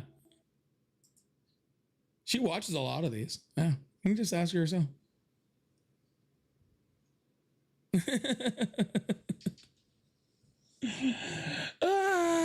This is funny. Maybe maybe the problem is that I'm not on the JMO. Maybe that's the issue. Maybe I should have been celebrating a little bit more. Maybe I should have been celebrating more like earlier. Maybe I'm too sober for this. If you'd like to support the live, I do have super chat, super stickers, pay links in the bio, Cash App, Venmo, PayPal. They're all at Polypolitics. Also got the Money Guns Live Gold, trying to clear that off the gift gallery. So if you'd like to support that way, I really appreciate it. If you're sitting in my TikTok guest request box and you're trying to get a hold of me, I'm not taking them because if I bring you guys up, you guys will just hear a horrible echo. Okay, it's the way that my freaking my soundboard works, and you guys will hear it repeated back to you twice. I'm pretty sure. I guess I can try one. Last time it was causing an echo, but I can see. Maybe it wasn't. Hello, how are you? I saw Trump's penis. President Donald Trump did not. Oh no, I was looking at something. Did not endorse John Cornyn or Ken Paxton before the before the candidates could withdraw. Hello, how are you? Hey, how are you doing? I'm doing excellent. How old are you? I'm 24. Awesome. Do you still support Trump? No, I voted for him and I regret my vote. Smart man. No, but not for the reason you think. The reason I think doesn't matter. I didn't even think of a reason, to be completely honest with you. All right. Well, I like talking politics, and I think Trump is very moderate this second term. Okay. Well, whatever reason you don't support him doesn't really bother me. Oh, absolutely. All right. Well, you have a great night. You too. Yeah, I don't really need like a big like reasoning behind it. All right. Like, yeah, cool. I'll even go this far, and this is sad because I don't know if you guys saw that Nick Fuentes was literally like, with this Iran war, I can't support Trump. Right. And if the election happened right now, or if it was JD Vance or Marco Rubio, I would end up voting for a Democrat. Nick Fuentes, far right, Groyper, white supremacist, white nationalist, said that he can't support Trump. Okay. If Trump is too stupid for Nick Fuentes and you're still supporting Trump, then I don't know what the fuck to tell you. Okay. These are literally the people that like are like some of the worst of the worst. And even they're like, this dude's too bad for us. All right. So if you still support Trump after that, then I don't know what to tell you. All right. So if that's the reason that you don't support Trump anymore is because of that reason, then that's fine too. That still doesn't bother me. Hello, how are you? Hello, how are you? I'm doing good. How old are you? 58 years old. Awesome. Do you still support Trump? Yes, I do. Awesome. Why is that? Oof, so many reasons. I mean, obviously, because of my age, I've been through 22 presidents in my lifetime. Because of your age? Is that what you said? Sorry, it was cutting it out. Oh, no, I said, obviously, for many reasons, I've always voted Republican. There's a big, like, echo feedback. Is that on my end or your end? That's going to be on my end, but I can't fix it. You'll just end up having it, which is why I tell people to call in on the number above my head instead of jumping in here. But nobody listens. Got you. Unless I do this, hold on. This might work. I'm not sure. Is it still there? Hello. It's a little better. What about now? It's still there. Okay, don't worry about it. I'll figure it out. All right. Well, anyways.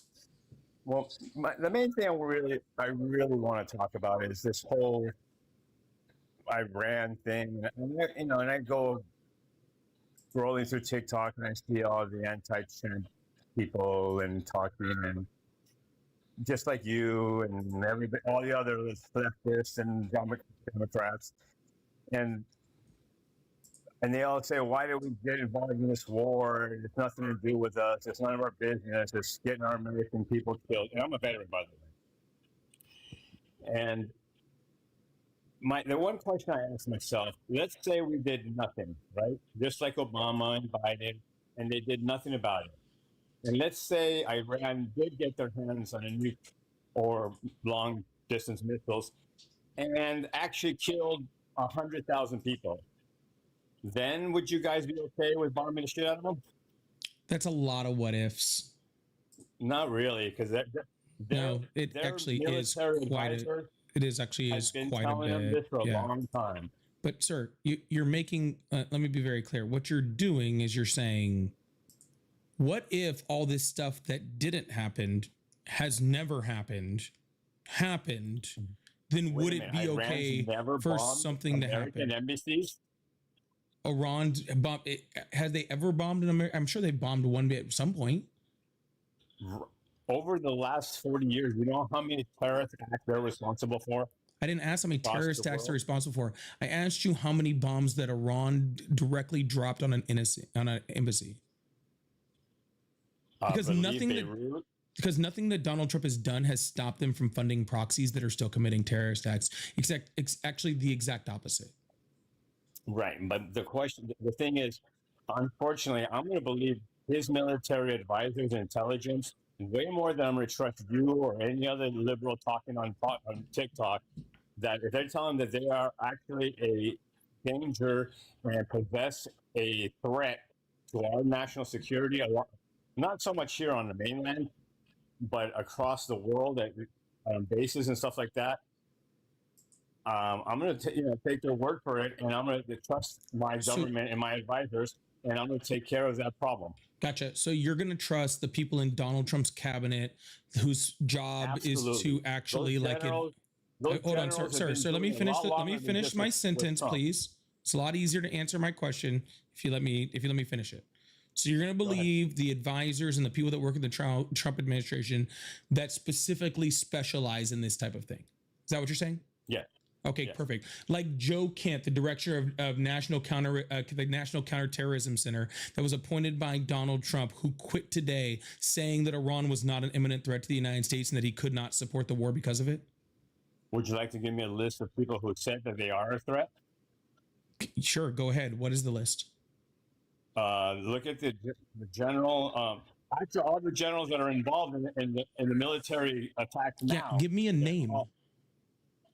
I'm on my phone. I'd have to Cool. actually give. You said you would trust cabinet members, sir. You said you would trust cabinet members, okay, Absolutely. that work for Trump, that advise on specifically these things. You're talking about terrorist threats from Iran, and the literal director of the National Counterterrorism Center under the Trump administration said today that everything that you're saying is false.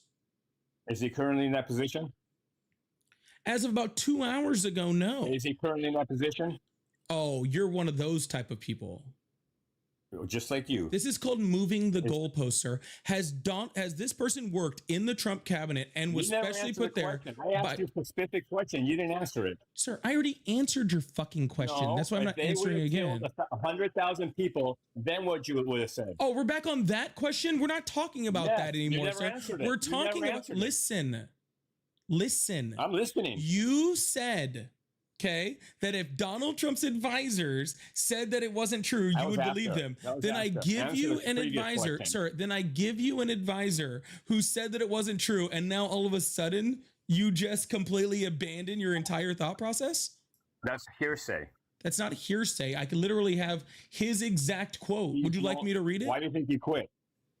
Because of what you just said. He's going to get fired. After much reflection, I've decided to resign from my position as the director of National Counterterrorism Center effective today. I cannot in good conscience support the ongoing war in Iran. Iran posed no imminent threat to our nation, and it is clear that we started this war due to pressure from Israel and its powerful American lobby. Okay, so that's one guy.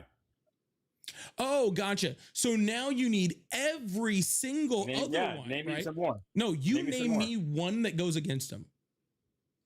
I could easily do that, but I'd have to go and get some names and research it. But I can guarantee So you there's don't have a name. There's plenty. So you don't have a name. I know, I don't. I don't sit there and study it like you. Because you just said a second ago that you had a name, and like you asked me, I asked you, and I gave you a direct name, and you came up with absolutely nothing. Just out of curiosity, it's just funny how fast your goalpost moves. Yeah. Yeah, well, you never answer the question, so look how fast you pivot.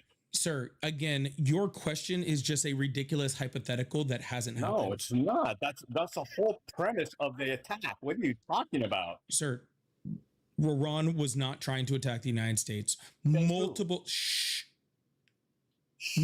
different says the director of friggin' National Terrorism Center, says the director of national intelligence, says you're so stupid. Literally everybody that studies the Middle East period, says the intelligence agencies of 50 other allied countries, says literally themselves, literally everybody said that they were not trying to attack the United States and they posed no imminent threat. All right. Literally Rubio said it right before he was put in the friggin' office with Trump. The United States, right? Has Iran, the government of Iran, ever directly attacked the United States? No. Not the, oh my God, you're an idiot. Not the continental United States. I'm saying across the world. You're telling me they've never killed Americans? Directly or through proxies? What is that? See, you're pivoting. What have they responsibly? Have they killed? There's a big difference there, and that's why I tried to explain to you earlier, and you wouldn't listen. Okay, because the military attack that we're doing right now is taking out the Iran's conventional weapons. Okay, so therefore, when we're talking about what we're doing, we're preventing them from ever using their conventional weapons from the government of Iran to attack United States citizens, and that they haven't done. Have they attacked us through proxies? Absolutely. They can still do that, and nothing that we've done changes that. Oh, I disagree. You're right. I actually disagree with that statement too. Everything we've done actually makes it more likely. Negative. They are so, you have no idea what we've done to them. Militarily, they can't do shit. Again, sir, they weren't doing anything militarily before. Right, but you're the kind that wants to wait till they do. Sir, if you can't keep up with this conversation, I'm already getting very annoyed with having to repeat myself. And it's fucking St. Patrick's Day, okay? And I don't have time to deal with this much stupid. Okay. Yeah. We're just repeating. I'm repeating the same thing over and over and over and over for you to just bring up the same points over and over and over and over and over. Okay. I need you to listen. Listen with your ears and try to comprehend with your brain. Okay. Because I'm only going to say it one more time. And if you say the same dumb shit again, I'm just hanging up the phone. Oh, God. Please tell me. Okay. It's not that difficult. If you're saying they did directly, they haven't done it directly. Your hypothetical was based off Iran's government directly hitting us with conventional weapons. You're asking if they've ever done that. The answer is no. No, they have not. Now, have they funded us through funded attacks on U.S. citizens and U.S. embassies and probably even in the continental United States through their proxies? Absolutely they have.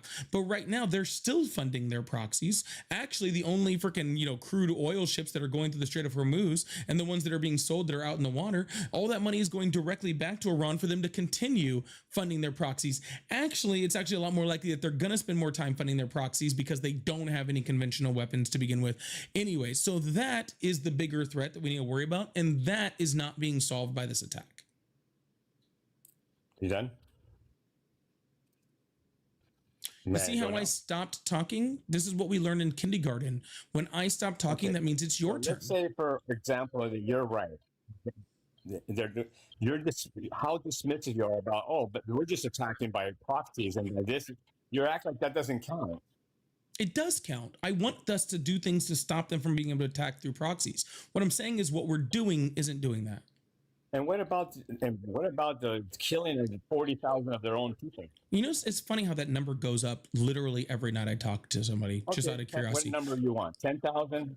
1,000? It doesn't matter if it's 100 people. It's horrible. It doesn't matter, then why do you fucking bitch about it? Because it's just funny that I think that you guys just try to escalate it to make it worse and worse and worse and worse and every night. It literally started with them doing 5,000 citizens like a couple weeks ago, and now it's all the way up to 40, and it's just crazy how it just jumps that far. Like I said, if it's 5 people, it's still wrong. Hell, if it's one person named Alex Preddy in Minnesota, it's horrible when the government kills their citizens. Okay, but regardless, it just keeps changing the number.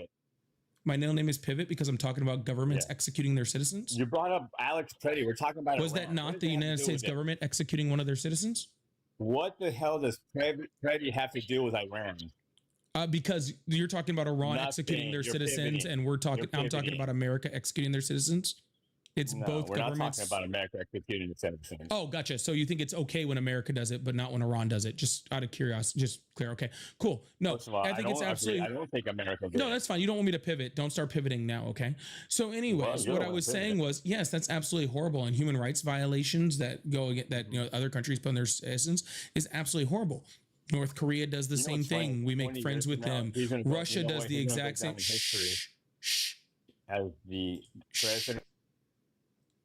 Jesus, goodness gracious. 50-something years old and never graduated kindergarten. So sad. Yeah, North Korea does the same thing. We make friends with them. Russia does the same things. We make friends with them. Hungary does the same things. We make friends with them. Every other government that freaking does horrible things to the U.S. citizens, Donald Trump makes friends with. But this one I'm supposed to believe is because of them doing stuff for their citizens. I'm sorry. I just don't, that just doesn't track to me. But did you say we're friends with Korea? Donald Trump was. He went over there, saluted their generals, had American citizens rolling out red carpets for him. Yeah. You know why? I don't know why, but that's a lot different from fucking attacking them militarily for killing their citizens, don't you think? You know why? Because they have nukes. Oh, gotcha. So what you're saying is that Iran should get nukes so they never get attacked again. Right. That's why we won't let them. That's what you believe. Yeah, that's what Iran now believes. Okay, because that's what this attack actually did. Thank you so much for actually bringing up my next point. That's really, really helpful for me. Yes, that Iran has no actual like expectation to actually negotiate with the United States anymore.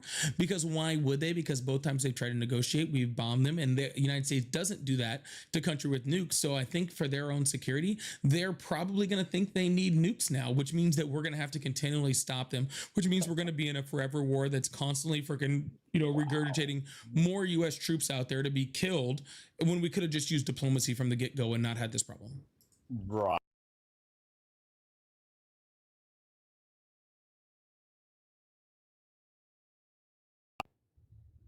So you think they haven't been trying to get nuked? I mean, the director of national intelligence under the Trump administration said they weren't. Oh my God! Do you know how many presidents? Well, you're young. How many presidents have you been around? 2? Sir, that would make me 16 years old. Right. So you didn't actually. How many of you actually voted for that? Hmm? How many presidents were you old enough to vote for?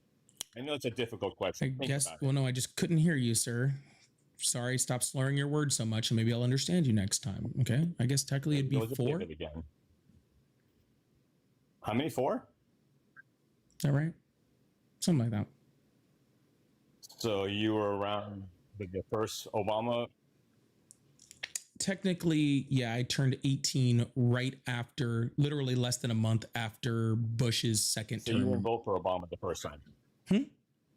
You did not vote for Obama the first time? I did, yeah. I thought you said you turned 18 after. After Bush's second term. Oh. Yeah, because I would have turned 18 in December of 2004, and Bush would have gotten elected in November of 2004. Yeah, so I just missed Bush's second term. I can show you video clips of Obama stating exactly what Trump said about Iran being a threat. They are a threat. trying to build nuclear weapons. Would you like me to bring them up for you? No. You've seen them, right? No, it doesn't surprise me. That's why he entered into the JCPOA to stop them from doing that. But you just said a few minutes ago saying that Iran was not trying to build nukes. Sir, I didn't say was Iran ever trying to build nukes. Obviously they were. We're talking about the current attack, sir. Were they trying to build nukes when we militarily attacked them? They were actually, sir, let me ask you that question. Were they trying to build nukes when we actually attacked them? I think they were. Okay, the director of national intelligence says you're fucking wrong. Care. That's what I was saying, sir, is that Donald Trump says that they were, and literally our own director of national intelligence and the freaking allied nations all say they weren't. I wasn't talking about, 20 years ago were they trying to build nukes? I'm sorry, I thought you could stay on the conversation for long enough. So my apologies. Okay with them getting I didn't realize that we meant that if at any point any country has tried to build nukes, we should attack them. Are you okay with them getting nuked? No, absolutely not. Why? Why? Because they're a freaking horrible nation that does human rights violations and disrupts the region that would probably use them. So why do you have such a problem with us taking out that regime? I don't have a problem with that regime being taken out. Donald Trump said specifically that it wasn't. This is the problem with liberals. You're so. I'm not a liberal either, sir. Whatever. You're leftist, liberal. Sir. Again, let me talk, okay? I'll do more of the talking. You're not very good at this, okay? You can't really keep up. We haven't taken out the regime, okay? The regime is still in place. Pete Hegseth got on stage and said this wasn't a regime change war. JD Vance got on stage and said it wasn't a regime change war, right? Donald Trump decides whether it's a regime change war based off of the day, okay? But no, I don't think that we should go in and just do a regime change war on every single country that we think is freaking bad, right? We tried that with Libya, failed. Tried it with Afghanistan, failed. Tried it with Iraq, failed. Every single time that there's a country that's dangerous to us and we go in and do a regime change war, we fail. We fail every single time. I can't think of a time that we actually did it right. Venezuela. When did we do a regime change war in Venezuela? It wasn't, a war wasn't necessary, but we definitely did a regime change. When? Like about a month and a half ago, I think it was. That regime is still in power. So, nope, we didn't change the regime. He is so under our control. You don't even know what you're talking about. And I'm from South America, brother. Doesn't change that it's still the same regime. It does. Yeah. Do you know what the definition of a regime is? Yes, I do. What's the definition of a regime, sir? Maduro is gone. So the that makes it definition of regime is Maduro is gone. Which dictionary did you find that definition in, sir? What dictionary did you, sir? What dictionary did you find regime? The definition of regime is Maduro is gone. People are so happy. Oh, you didn't? Okay, now can you please give me the definition of what a regime is now, please? Please and thank you. I don't need to do that. Oh, that's code for I don't have a fucking clue. Yeah. Okay, tell me, genius. Tell you? You're supposed to tell me. You're telling me the regime changed. You're telling me the regime changed. Okay. You're telling me the regime changed, and you don't know what regime means? I don't need it. I know what happened. If you don't know what a regime is, sir, how can you tell me that it changed? Did we change the government? Sir, that's not what I asked you. I asked you how you can tell me that a regime changed if you don't know what a regime is. That's what I'm asking you. The regime is basically the people who are running the country. Yeah, it's way to look it up. Thank you. I appreciate that, by the way. But yeah, the entire government, the entire system of government that runs a country. Okay.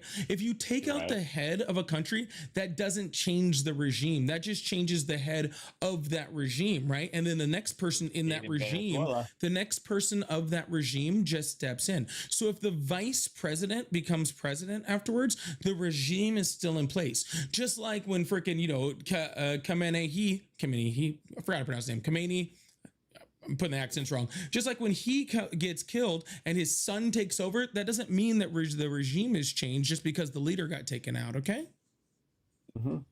Yeah. Are you telling me in Venezuela the regime did not change? Correct. Right. Okay. So you're telling me that the Venezuelan government has not completely changed their ways now? Correct. You're so foolish. People are literally being arrested for frickin' protesting. They're put in jail for protesting and all that sort of. We have proof of all that, sir. So no. False propaganda. False propaganda from who, sir? From you. False propaganda from me. Yep. Oh, gotcha. Cool. So the people in Venezuela who are literally talking about it right now, they're also false propaganda. Are happy as pie. Oh, yeah. Well, apparently you've never actually listened to any of them. Yeah. Oh my God. Are you serious, bro? I am serious. You're so foolish. You're so full of shit. You wouldn't know a Venezuelan if it slapped you in the face. No, sir. I wouldn't know someone's nationality by them slapping me in the face. Can you tell someone's nationality from being slapped in the face by them? Child and smart ass. I'm just curious. Can you can you shut your eyes? You always come back. Can you shut your eyes and then get slapped and be like, that was a Venezuelan? Talk about kindergarten. Would you know if a kindergartner slapped you in the face? Oh, okay. You're so funny. Are you done being a child? I'm still trying to figure out how you know who's slapping you, sir. Have you been slapped that many times that you can actually tell someone's nationality or race or what grade they're in by it? So you're going to tell me Cuba, we shouldn't take Cuba control of that? You can tell if a Cuban slaps you too? I'm asking you a question. What is the difference between a Venezuelan slap and a Cuban slap? I'm asking you a serious question. So am I. I don't know the difference. Take over Cuba? I don't know. I would just go, ow. I wouldn't know. I wouldn't know. I wouldn't go like, oh, that's a Cuban. If you got nothing more to talk about, just kick me. What'd you say? You want me to kick you? If you want. If you got nothing else, you're going to be a stupid child. Yeah, we'll just waste our time. Sir, you're the one who's talked about Venezuelans slapping people in the face. I don't know what you're talking about. You're still there, right? So, all right, sir, but if you have nothing to talk about, you can just leave. You don't have to wait for me to kick you. About Cuba. You can just hang up. Oh, yeah, nothing to say about Cuba, do you? I have nothing to say about Cuba. I have tons to say about Cuba, sir. I'm still trying to figure out about Venezuelans slapping people in the face. I'm still stuck on that. Well, because you're a child. Oh, okay. Mm-hmm. Well, you were dropped on your head as one, which is why you can't make a valid argument. But regardless, nope, you told me to drop you, and really, I'm over you. Anyways, y'all, please make sure you guys hit that follow button, hit the subscribe button if you haven't. Again, I really haven't already. I really appreciate you guys. Thank you guys so much. I didn't know you could tell somebody's nationality just by getting slapped by them. That's a whole new thing for me. I'm trying to learn. I was trying to get some information on there. He's definitely been up before. He's not very bright. Scott, thank you so much for the $5 super chat. So the education system in red states must suck. Trump's little thing. Yeah, it's really, really weird. Beat says, my friend Carl literally has no idea what the definition of pivot is. No clue at all, Beat. No clue at all. Ted had said, Polly's mom, did he spend his book fair money on dumb stuff? I feel like you know the answer is that I actually spent it on books. But I think you knew that answer. Right? Like you knew that was the case. You knew that was the truth. All right, Ted. Y'all, if you guys like to support the live, I do have super chats, super stickers, pay links in the bio, Cash App, Venmo, PayPal. They're all at Polypolitics. That's like my name. And I also have the money guns for the live gift goal. Trying to clear out the gift gallery over there too. So if you guys like to help support over there, I really, really appreciate that. We're gonna move on to the next caller. Keep this thing going. Excuse me, but please make sure you guys hit that follow button, hit that subscribe button, support if you can. I gotta grab a tissue real quick. Let me be right back. I'm gonna grab a tissue. Don't go anywhere. I'll be right here. Talk to each other in the chat.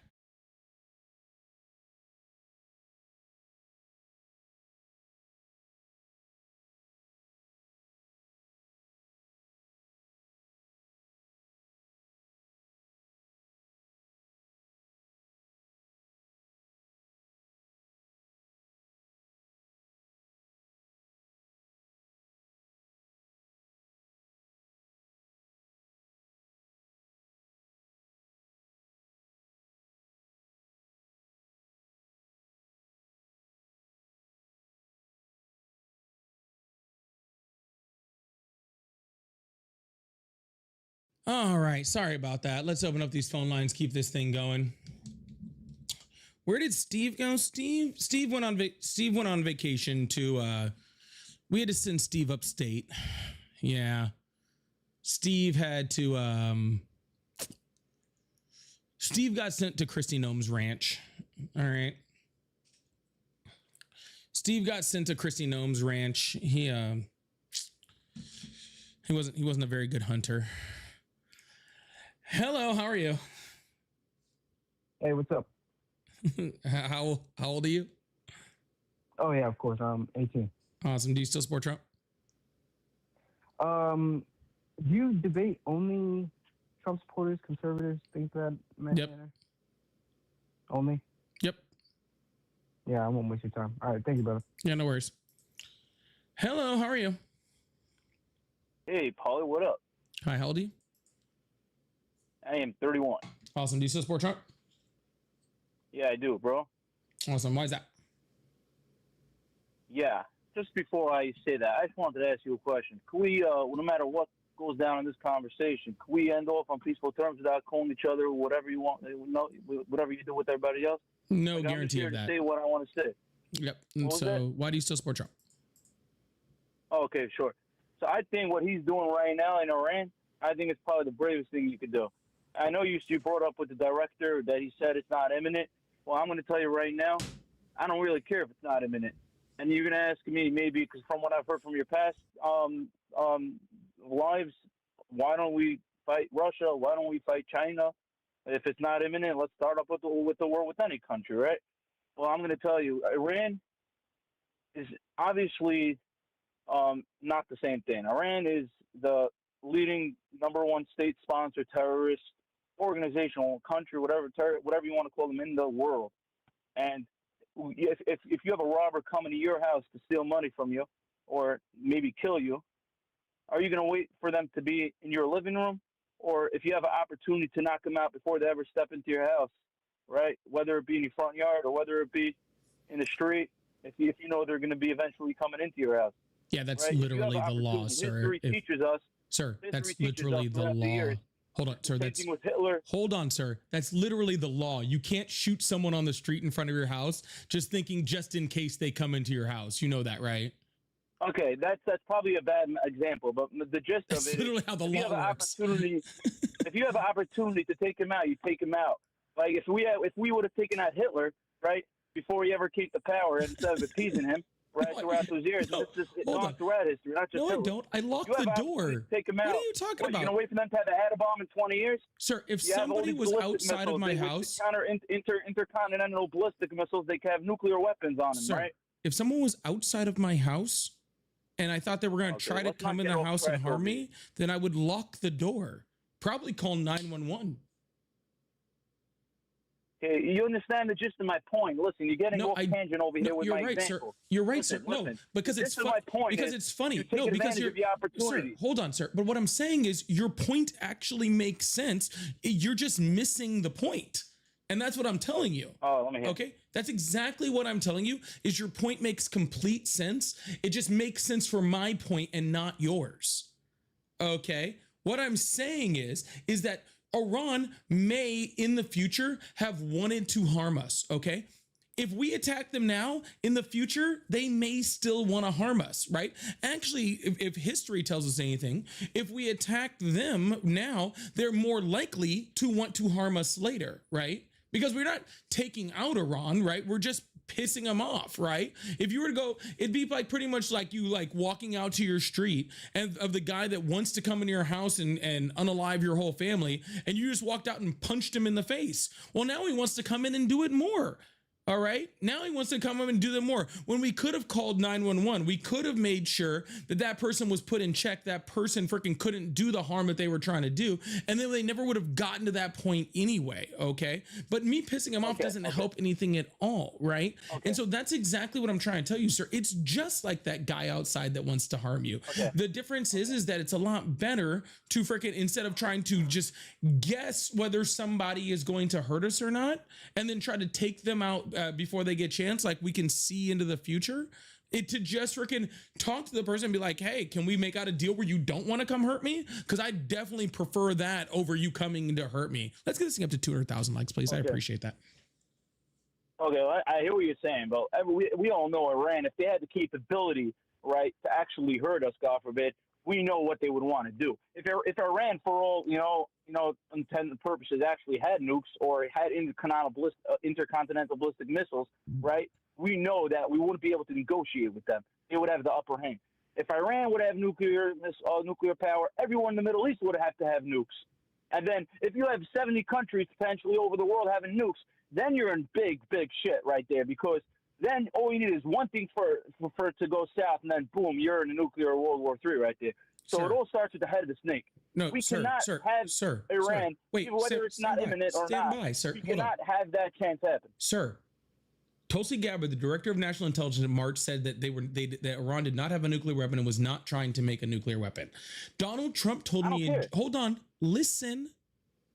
Donald Trump said in June that Iran's entire nuclear program was decimated, and they were.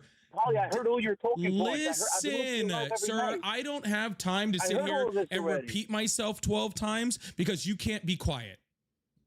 No, I heard these points already. I don't give a fuck. Then you're going to hear it again. Shut the fuck up. Thank you.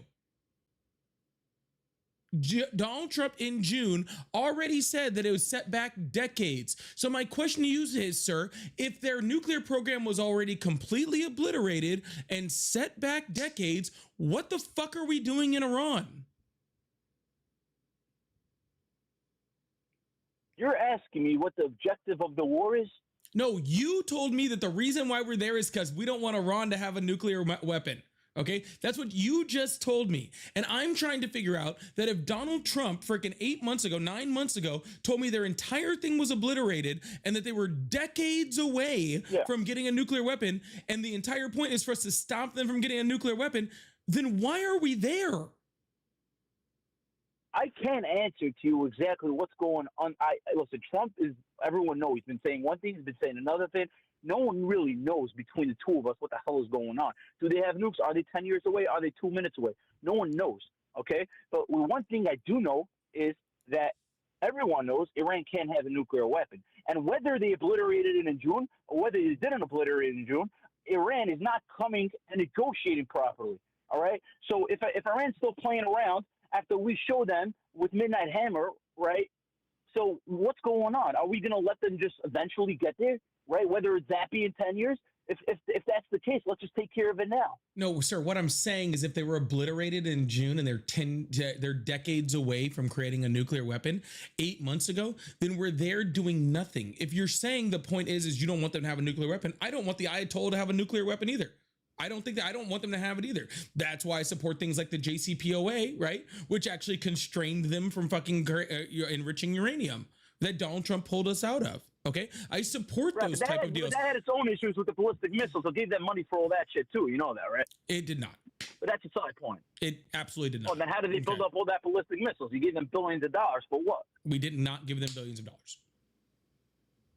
Oh, okay. Listen, let's not get off tangent over here. You're the one who cut me off to get on this tangent. I didn't bring up the JCPOA at all. Yeah, I was in the middle of talking about the JCPOA because we were talking about nuclear weapons. You cut me off in the middle of my sentence to talk about ballistic missiles, and now you're getting mad that we're off topic talking about ballistic missiles. Why can't you just agree Iran can't have a nuclear weapon, whether it be now or in 10 years? It's not a matter of whether they can have a nuclear weapon. I think everyone agrees that Iran can't have a nuclear weapon. We're not arguing whether Iran can have a nuclear weapon. What I'm saying is that this attack on Iran puts them closer to getting a nuclear weapon than they were before. That's the argument here. Hell no. Absolutely. 1000% this attack right here is putting Iran closer to getting a nuclear weapon than they would have been before. Okay, before we were negotiating with them, before we had checks on them, before we were making sure they weren't enriching uranium. And now, like this last caller, right, before you made so eloquently clear, is the reason why we don't go into countries like North Korea who commit mass human rights violations. The reason why we don't go in there and attack them militarily is because they have nuclear weapons. You think Iran doesn't see that? You think countries like Iran don't see that we'll go into countries like Venezuela, we'll go into countries like Iran, right? But we won't go into countries like North Korea, and we won't go into countries like Russia. They don't look at that and go, wow, it seems like the only way that we can be secure in our nation to make sure the United States doesn't come in and attack us is to get a nuclear weapon. You think they don't see that? And you would have thought that they would have negotiated properly before the war started, and they wouldn't have tagged the U.S. along with nothing. All right, they would have actually negotiated. Way to ignore every fucking point I made. What? How about you actually fucking respond to the words that came out of my mouth? How about that? I am responding. No, you're not. I told you the reasons why Iran would want to go get a nuclear weapon now, and you're like, well, I don't know why they didn't negotiate back in whatever. That's not what we're talking about. We're not talking about whether they were negotiating a few months ago. We're talking about that Iran is now more likely to try to get a nuclear weapon. That's what we're talking about. Okay, and even if they would be more likely, how would they actually get there with totally like what's going on right now? Like, I would think it's much harder. I'm saying, like, they have no facility capable of even producing one, and like you don't even know if they even have this uranium anymore. So, like, I don't know why you consider it more likely.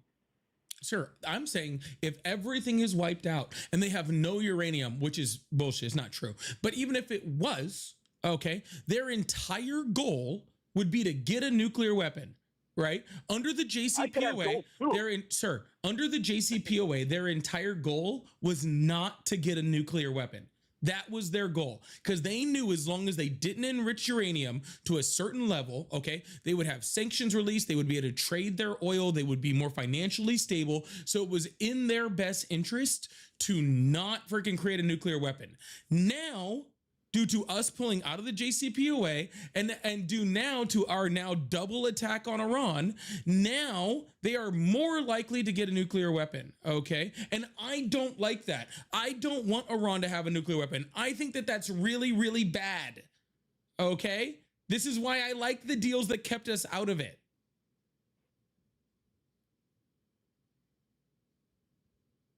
Listen, Paul, you have your opinions, I have my facts, and that's it.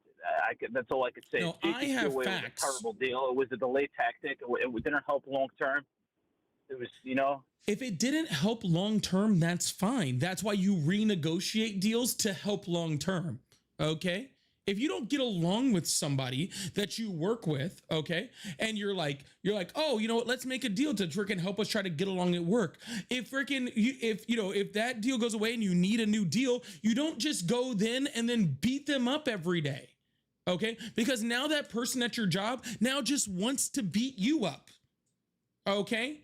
We get to freaking safety through diplomacy. Okay, we don't get to safety by just trying to freaking go in and interfere with every other nation on the planet. That's how 9/11 happened. Okay, that's how 9/11 happened. Was us going into the Middle East militarily. It was literally us going in militarily to the Middle East and stirring up a bunch of shit, creating a bunch of radicalized groups that later ended up attacking the United States. And it would not surprise me at all if 10 years or 12 years or 15 years down the road, we don't go through another thing like that because of us going to Iran, because of us stirring shit up, because of us creating more radicalized people in the region. It wouldn't surprise me at all. It's just the same thing. We did it in Libya, we fucked up. We did it in Iraq, we fucked up. We did it in Afghanistan, we fucked up. And now we're like, you know what? Maybe fourth time's the try. Well, I don't think it's going to be like Iraq. It's not a forever war. We're not putting boots on the ground, right?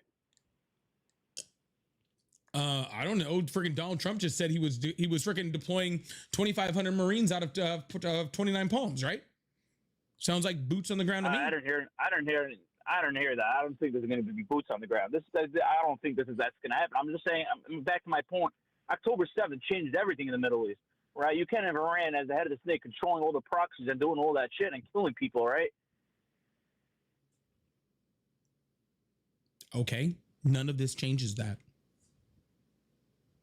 No, see, as the USA as superpower, this is why this is an America first policy, actually, which people don't get. People think, oh, this is what Trump ran on. It's an Israel first. It's not, no forever wars. This is exactly what this America is an Israel first policy. Right? What was that? This is an Israel first policy. No. This is exactly what America does. As a superpower in the world. There was no imminent threat to the United States. Chanting death to America. There was no imminent. What is up with you guys and this chanting thing? Why does chanting piss you guys off so much, dude?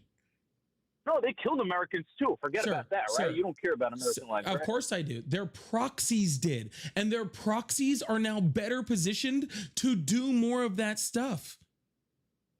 Oh, Iran themselves didn't kill hundreds of people in the embassy back in the 90s? When was that? Yeah, one embassy 35 years ago. 30 years ago. Oh, so you don't care about those people? No, I don't think that bombing them now is going to change what happened 30 years ago. What are you talking about? No. No, you didn't mention that. Sir, you just said it was a proxy. Gotcha. So you think because they bombed an embassy 30 years ago that now is the time to attack? No, as revenge. Let's get them back. You know what? I think we should reattack, the UK, right? I don't think they got their full, It's insane. I don't think they got their full, revenge punishment from the Boston Tea Party. Okay. I think that, I know, it's been, 250 years or whatever, but I think, don't forget when the freaking redcoats did that. All right. Don't forget the redcoats did that. We need to go back and hit them again, dude. We need to go back and hit them again. What do you think? Bottom line is this whole October 7th thing that went down with everything exploding in the Middle East all went down under your guy, Joe Biden. Russia, Ukraine went down under your guy. Now, my guy? I don't have a guy, sir. We're fixing it. I'm not like you. And hopefully soon we're gonna extend the Abraham Accords, get rid of all the Iran's proxies. This is the final part of it. We're taking the head off the snake, okay? And soon we're gonna have Saudi Arabia back with joining us in the Abraham Accords with Israel.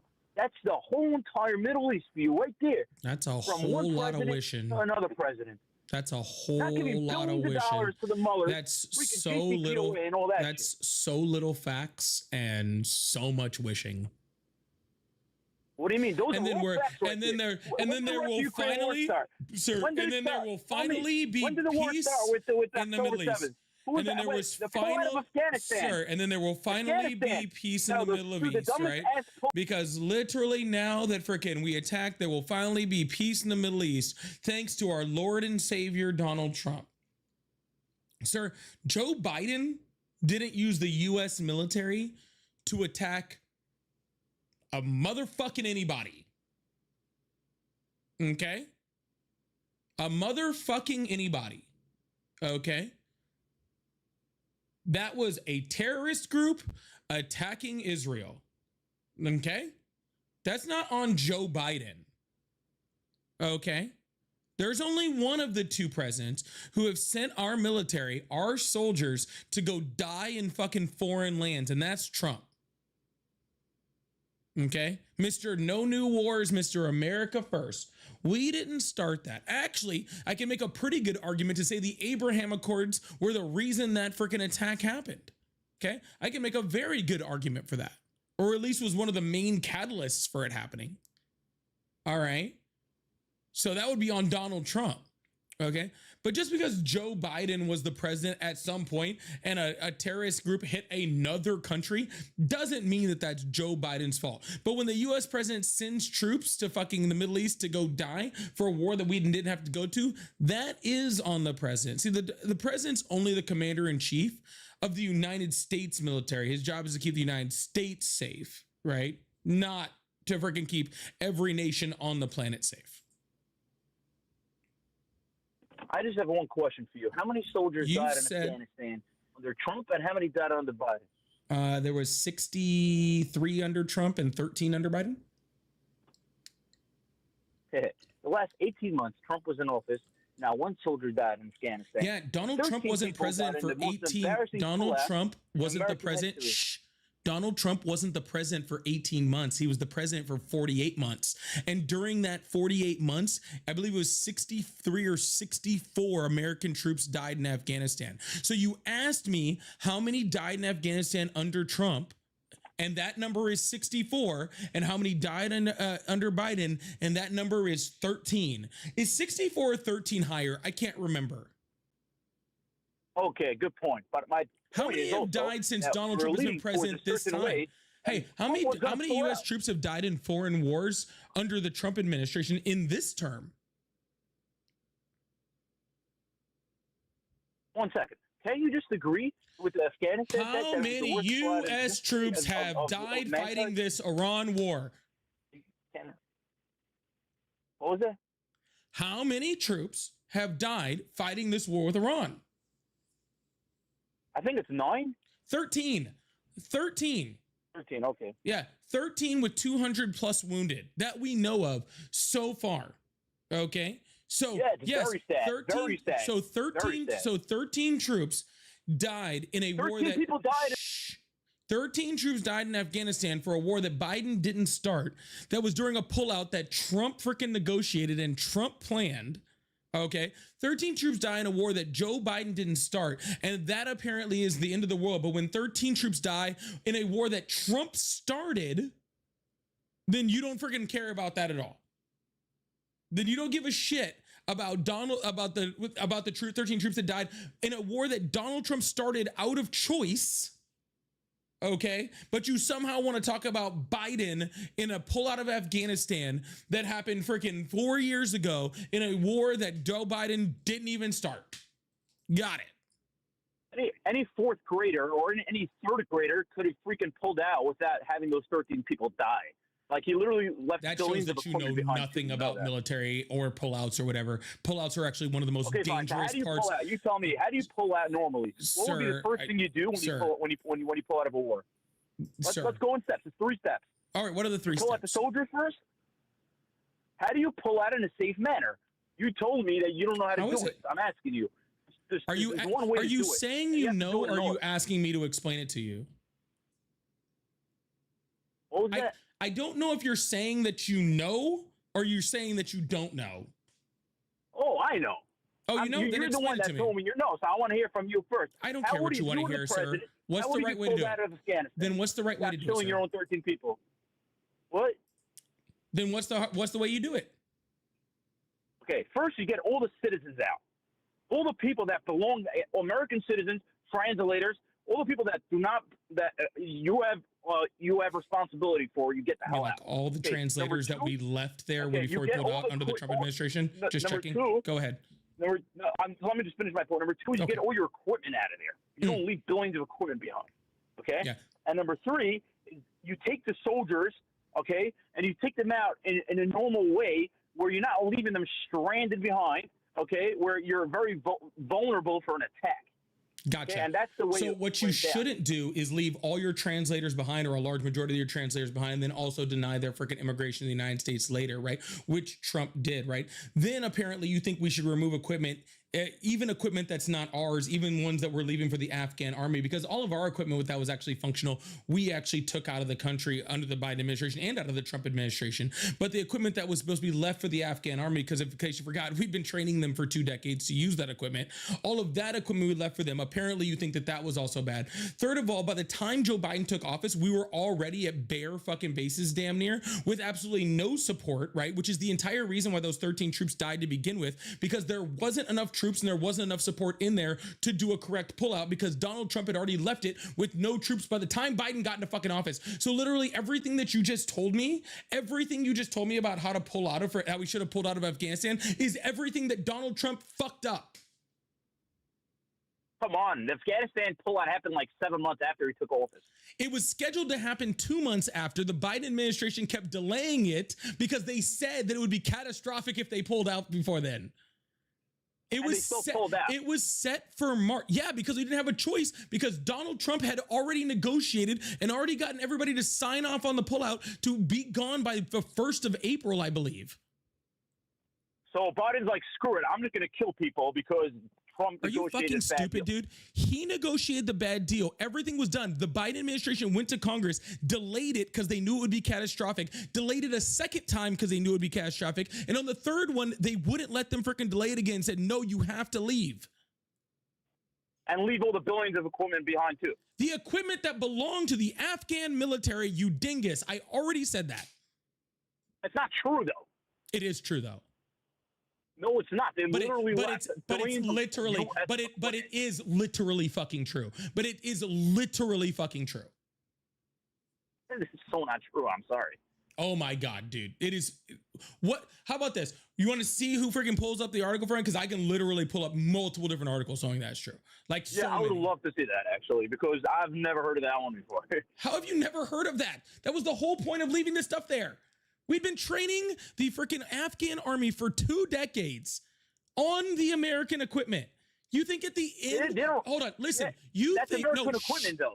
They don't have that capability to produce their own equipment like that. That's U.S. military equipment. I would have already answered your question if you could just shut the fuck up. Oh, shut the fuck up. Jesus fucking Christ! You think that we trained them on American equipment for 2 decades? Okay. And then when it came to leave, we were like, hey, you're in charge, but we're leaving you with none of the equipment that we freaking left you with? That's what you think? And you think that if we're going to leave them with the equipment, that the Taliban isn't going to take it away from them? I don't know. Donald Trump's the one who negotiated with the Taliban and not the Afghan Afghan government. You thought Trump was going to give the billions of dollars of equipment to the Taliban? Donald Trump negotiated with the Taliban at Camp David. He's the one who negotiated with the Taliban and not the Afghans. He negotiated to give them billions of dollars of equipment. That's what you're saying. No, he negotiated to give the Afghan army billions of dollars worth of equipment. I already said that part. Right, and then the Taliban wouldn't take it from them. Okay, but okay, that's very interesting, actually, that he trusted the Taliban to okay, we have billions of dollars worth of equipment with no U.S. army around here. We're just going to let them sit on that equipment. Why did Donald Trump trust the Taliban at all? Why was he negotiating with the Taliban? Because he's a negotiator. He doesn't care to negotiate with nobody. He's not scared of nobody. He'll negotiate with Putin because you went to freaking North Korea. You literally are telling me that we shouldn't trust the Taliban. You're telling me right now, you're literally telling me with your whole face hole that you're telling me that we should not trust the Taliban, but Donald Trump negotiated with the Taliban at Camp David. So literally you're saying Donald Trump's entire negotiation should not have happened to begin with. Well, guess what, sir? Well, guess what, sir? Well, guess what, sir? That's the only part of this fucking conversation that I actually agree with you on, is that Donald Trump never should have been fucking negotiating with the motherfucking Taliban to motherfucking begin with. Not to mention that the fact that part of those negotiations were the release of 5,000 Taliban freaking soldiers. 5,000 Taliban soldiers that we know and have proof that some of the leaders of the attack, okay, that killed those 13 soldiers in Afghanistan, some of the leaders of those were the people that Donald Trump let out of prison due to the negotiations. Donald Trump let the people out of fucking prison, okay, that literally are the ones who killed those fucking soldiers. Oh, but he's such a good negotiator. Fucking shove it, bro. Are you fucking kidding me right now? The bottom line is, I hear what you're saying.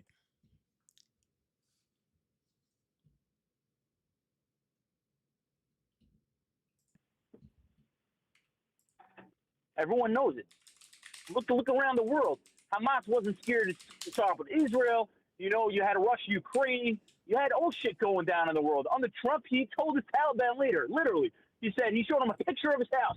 And this is what he said. You kill anybody of my people, of my U.S. soldiers in Afghanistan, we know where you live. That's what he told him. Everyone knows this story. Go check it out.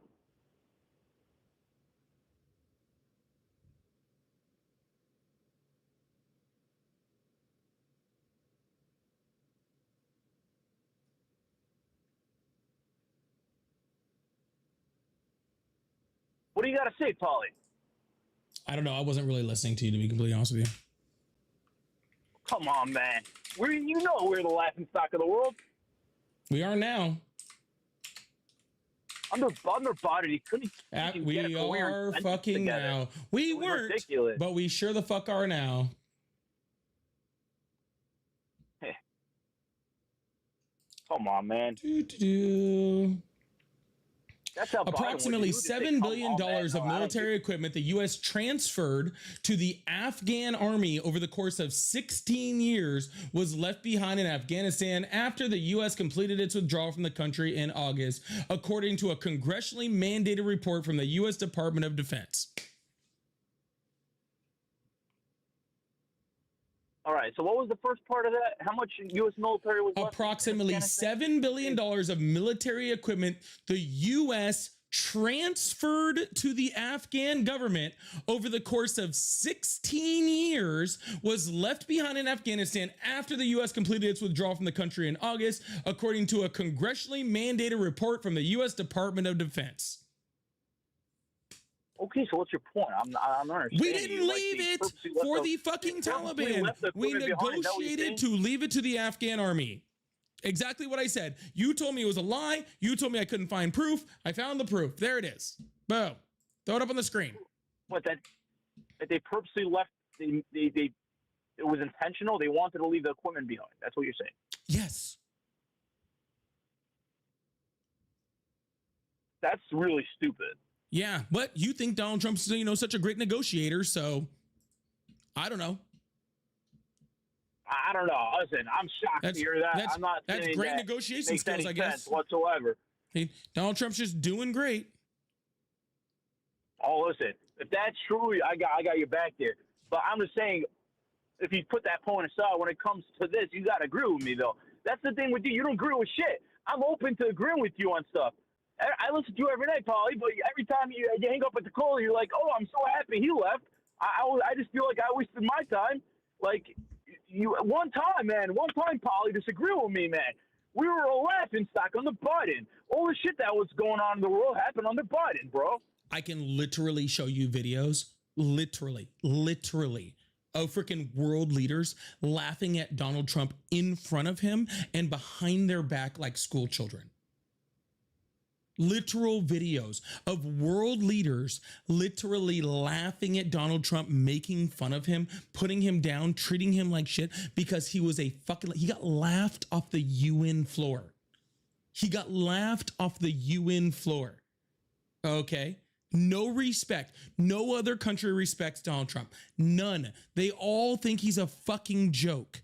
Okay. And you guys put him back in. I don't care what you believe. It's on fucking video. The UN literally laughed. Fucking, you got fucking Boris Johnson and fucking Emmanuel Macron and fucking all these fucking leaders just sitting around going, oh, Trump's fucking idiot, isn't he? Yeah, I can't believe anybody actually thinks that this guy is actually a legitimate leader. Laughing at him. Laughing at him. Okay, they literally laughed at him. So if that's true, how do you negotiate NATO? How do you get everyone else to pay more if they're really laughing at him? How do you get everyone to pay more? First of all, no one's paying more. Let's start there. What do you mean? The whole NATO thing. What are you talking about? No one was paying their fair share. He got everyone to pay their fair share. Yeah, first of all, that's just respect of the U.S. military. That has nothing to do with Donald Trump. Our freaking U.S. military is respected regardless, okay, of who the fucking president is. You could literally put freaking a three-legged freaking like chihuahua as the president, and they would be respected to a certain point because of the U.S. military. Okay, that's not respect. That's just fear. Okay. We still need someone to negotiate that, right? Yeah, Donald Trump went over there and said, "Hey, if you don't fucking do this, then we're gonna pull out of NATO and leave all of our allies to the fucking dust." And they said, "All right, I guess we'll just spend a little bit more on our own military." Oh, that's good for America. Okay. How is that good for America? How does other countries spend more money? No, we're not paying less. We're paying more too. Why is other countries spending more of their own GDP on their own military better for the United States? Oh, I looked at it like a budget. Let's say you have $100, I don't know, whatever you might, $500 billion budget. So they're paying more of that. What Donald Trump negotiated is that, like France, instead of paying 2% of their own GDP on their own military, now France spends 3% of their own GDP on their own military. So wouldn't that put our what we're paying like less? Like I don't really understand why we would still have to pay this. Because we were already paying 3.5% of our GDP on our military. Okay, so now we don't have to pay less of the GDP? Not only are we not paying less, we're paying more. We're generally just increasing our military budget every year because it's a percentage of our GDP. So our military budget jumps based off our percentage of our GDP. I'm not talking about our own military budget. I'm just talking about what everyone has to contribute to, to NATO. The entire funding of NATO, the entire thing, like for actual like a NATO budget, is something like $6 million or some shit. It's nothing. Okay. $6 million? It might be more than that. I don't remember the exact, or maybe it was 60 million. I think it might be 60 million. It's nothing. NATO's not a fucking bank account. Okay. NATO's not a fucking checking account that people are just swiping on. NATO is an alliance of a group of countries, okay, that all agreed to collective defense. That's all it is. It's a bunch of countries that all agreed to collective defense. And it just says that if you attack one of these countries, then all of the countries will come to the rescue to the defense of that one country. Okay, that's all it says. Okay, there you go, right there. There you go, right there. So what is right there? European countries are stronger now. America, even if they are spending more on their own military, they wouldn't necessarily have to use it, right? Because you got, let's say in Russia and Ukraine now, you got other European countries supplying weaponry, right? I hope so. So you think that like Russia was like, man, at 2% of the GDP, I was super ready to attack Europe. But now that it's 3%, now like no way. No, I wouldn't go that far. I'm with you on that. But if there's ever a war, which you have right now, I think that specifically because they're in the same they're much closer to Russia and Ukraine, so it should be more on them. Why should it be all on us? When you go to war, everybody's percentage of GDP that they put towards their military increases substantially. That's just a natural side effect of war, because you start putting more of your resources towards that war right? It's not like they would go to war and then all of a sudden be like, well, we said 2%, so not going over that. Paulie, there has to be one thing. There's one thing that you could tell me that Trump's doing great for America. Why is it my job to find something good that Donald Trump is doing for America? Because I think that we should all support our president, whether I don't mean in a way where meaning you like if let's say Trump would actually do something good that you think is good, right? Would you always find it would you turn it into something that's not good, or like you want the president of your own country to do good? Is that correct? Yeah, I want a lot of things, No but he's not doing that, sir. But how about we just wait for Donald Trump to do something good and then I can decide? No, so you were telling me you can't find one thing in the past 6 years almost that, whatever, between both terms. That it is not my fucking job to find something good about the fucking Trump administration. It's not my fucking job. It's not my job to freaking every time someone goes, Hitler's bad, to go, well, actually, his economy did great, actually, when he first took power. That's not my job to say that. It's not my job to take it and defend a horrible fucking leader by trying to find something good with that leader. That is not my job. Oh, come on, man. Literally every single horrible fucking leader that's ever existed on the face of the planet, Mussolini, fucking Hitler, fucking Mao, like any leader, okay? Any horrible fucking leader that's ever existed on our planet, you can find something good about them, okay? That is not my job. Donald Trump is a horrible fucking leader, and I am not going to water down how horrible of a leader he is by trying to find something good about him.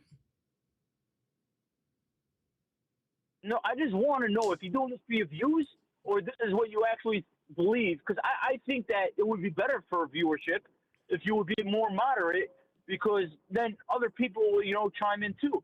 I think it's very not good to start comparing him to Hitler and Mussolini and start saying I'm not fucking moderate. I'm progressive as a motherfucker, bro. And I'm not trying to get more fucking moderate. Fuck off. Moderate is what's fucking already ruined the fucking Democratic Party. It's the reason why we have people like Chuck Schumer in Congress fucking up everything else, or fucking Fetterman voting along with the fucking Republican. The moderates are fucking what's doing that, and I refuse to fucking be that. I have principles. I stand on my fucking principles. And if your principles put you as moderate, then go for it, okay? Like, that's totally cool. I'm 100% okay with that, okay? No, I'm talking to everybody else out there. If your principles put you as moderate, then you be moderate, or you be whatever the hell you want to be. But I'm not gonna change my fucking principles to be more moderate to appease a fucking crowd, okay? If people don't fucking want to listen to me because I'm fucking not moderate enough, then I'm sure I'm sure Chuck Schumer has a fucking YouTube account. Go fucking follow him. Exactly. No, I'm with you. Like, I just wanted to make sure these are your actual principles, because I just can't imagine that someone would actually compare Trump to Hitler. Come on, man. Now you're talking about Hitler, right? It's so funny, and I find it hilarious. I really do find it hilarious, all right, that I didn't compare Donald Trump to Hitler, right? I never did that in that sentence. I didn't do it at all, right? I said, okay, that there is a bunch of horrible leaders that have existed throughout our history. And I started naming off leaders.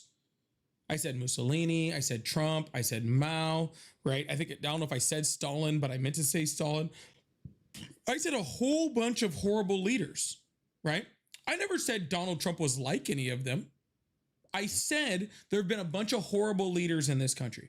But it's funny that every single time I even mention the name Hitler, mention it, just in a sentence. If I just mention it, every Trump supporter is like, oh yeah, you're comparing Donald Trump to Hitler?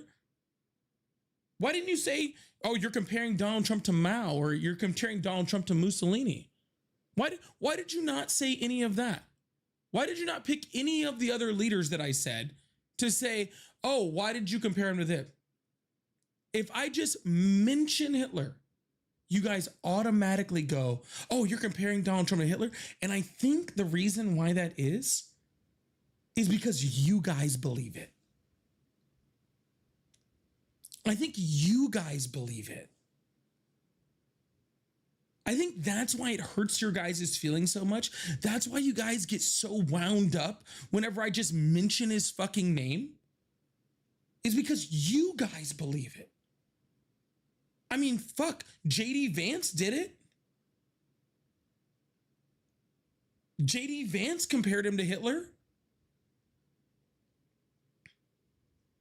And you guys still support him? How come every single time I just mention his name, you guys just jump straight to it? Okay?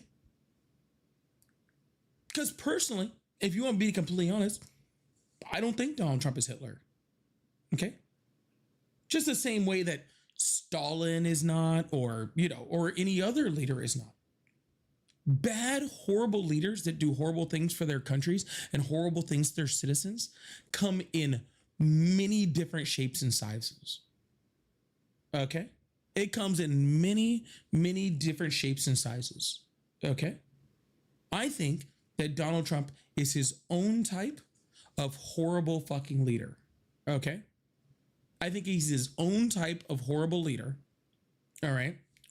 Not comparable to any of the other ones. Okay, well, comparable to a lot of the other ones, but not exactly like the other ones. Okay? JD Vance might, but I don't. Okay? I think he's his own different. And I believe that because I believe that we treat him that way, right? We don't treat him like Stalin or like Hitler or anything like that. We treat him like Donald Trump. Okay?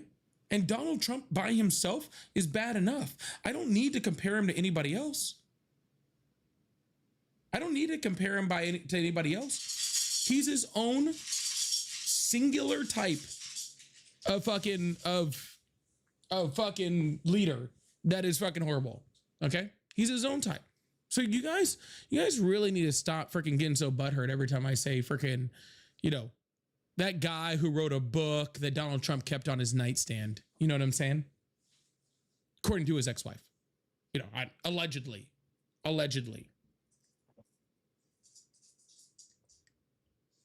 Yo, Paulie, I love talking to you, but I just wanted you to hear me out a little bit more. Can you? Sir, I'm a very principled person. I stand on my own principles, okay?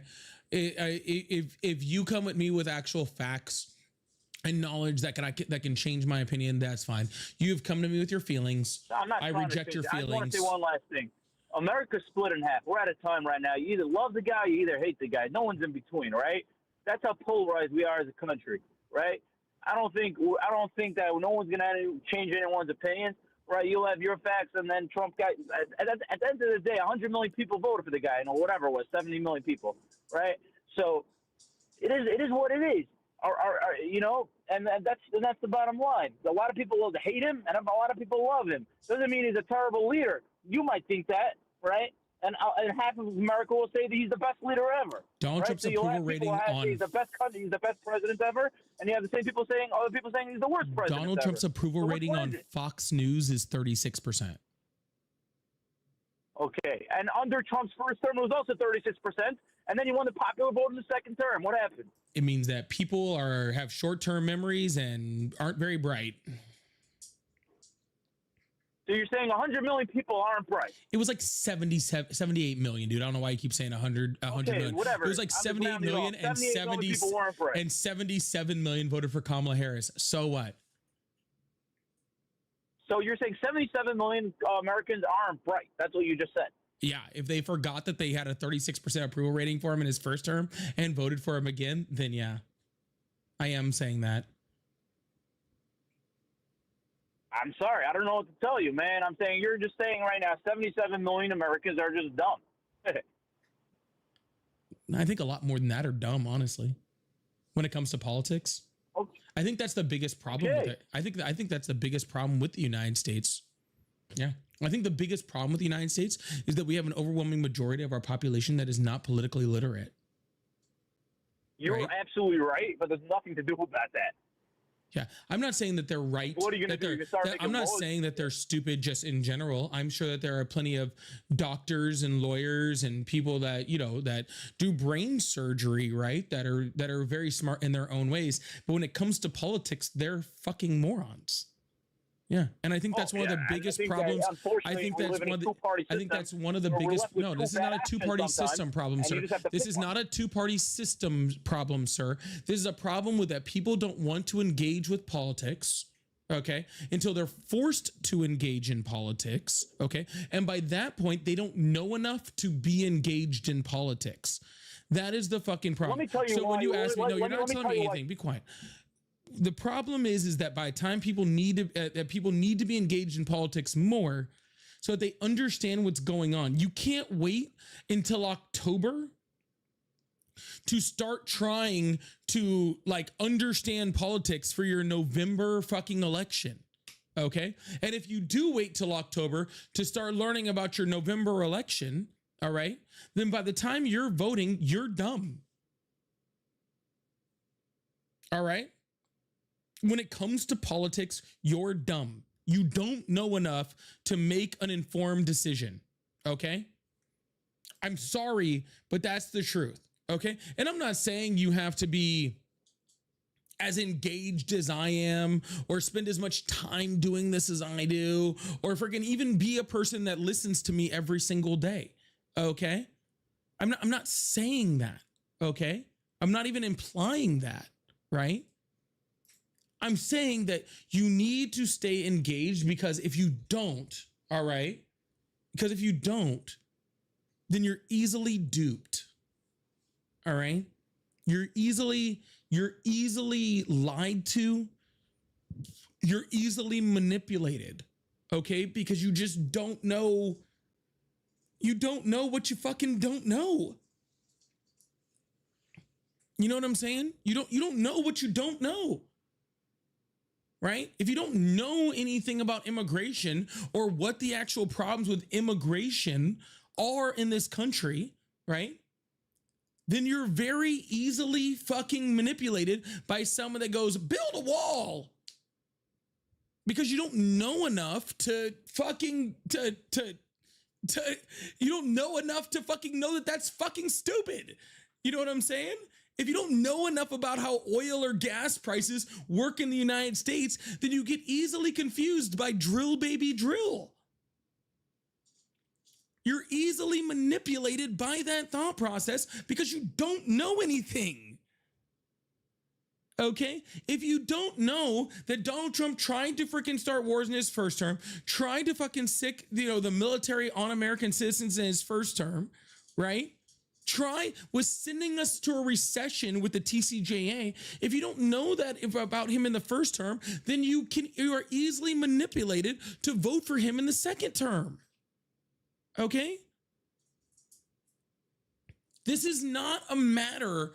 This is not a fucking like a Democrat Republican thing. This is not a left versus right thing. This is not any of that. You just don't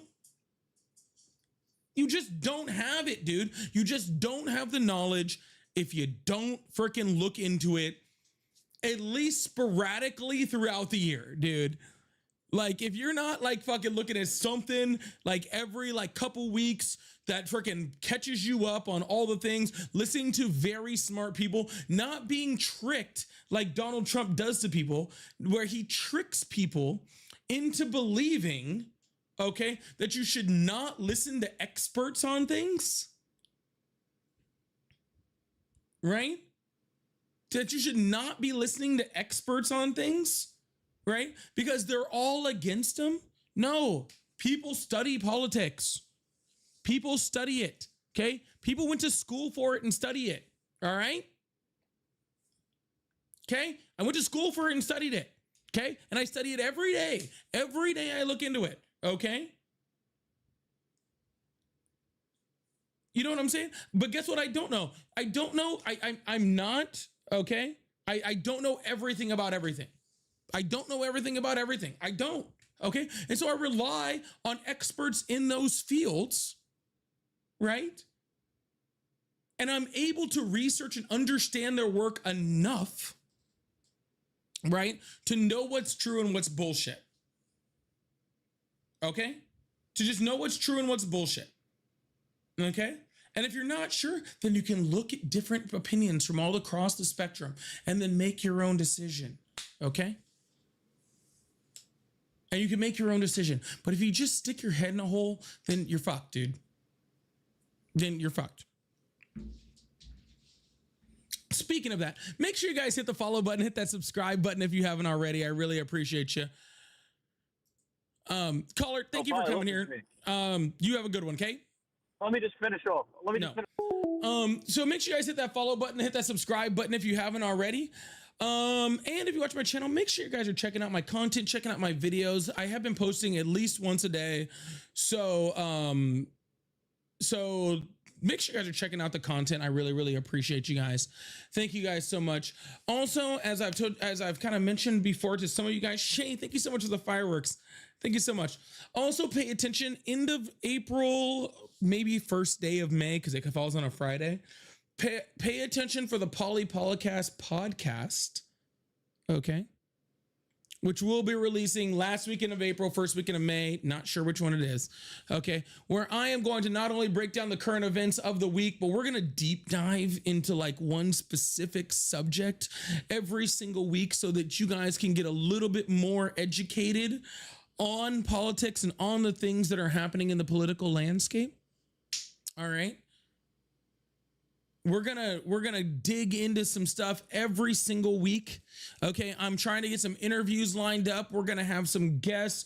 We're gonna talk to some politicians. We're gonna see how this thing plays out, right? We're gonna do some stuff. But I met with my team today, with my new team that's going to be helping me run it and all sorts of stuff, right? Shay, thank you so much for the fireworks, by the way. Thank you so much. I really appreciate it. W's in the chat for Shay. I worked with my team today, so we're trying to get it out by the end of the month. Someone asked me and Ari, it will be only me to start off, but you are going to see some guest appearances from Ari. We already have some guest appearances that are already worked in.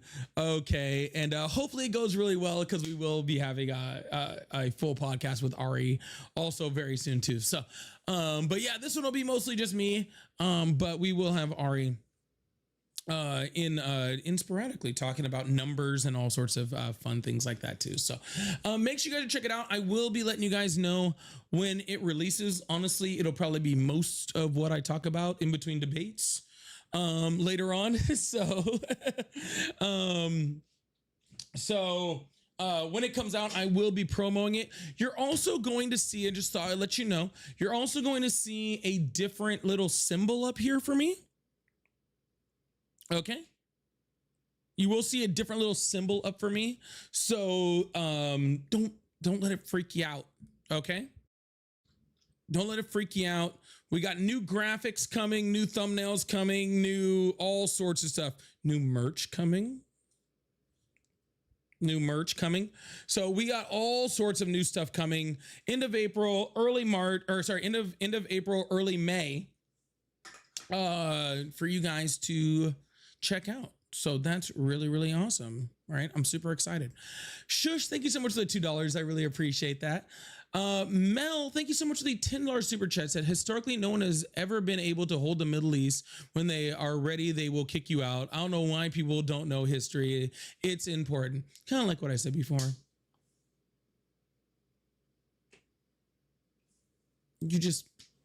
People don't pay attention to history, man. People don't pay attention to history. Scott, thank you so much for the $2. Said, thank you so much, Mel. Scott, thank you so much for the $2 super chat. Said, Paulie, sorry to say you said something to every MAGA. Yeah, I've gotten them all at this point. I've talked to all 7 of them. Oh,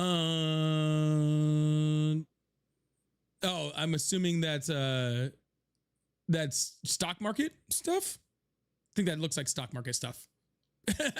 Looks like Israel's is up, ours is down. That checks. Thanks, Ant. B, thank you so much for the $5. Said, we are not required to support our president if it's the other way around. He works for the people. Exactly, B. I didn't want to ignore that. He's just saying that the stock market's up in Israel, down for us, which shows this not America first. It was a good super chat. So it was good. Yeah, he should work for us. The president, U.S. president, should be working for us.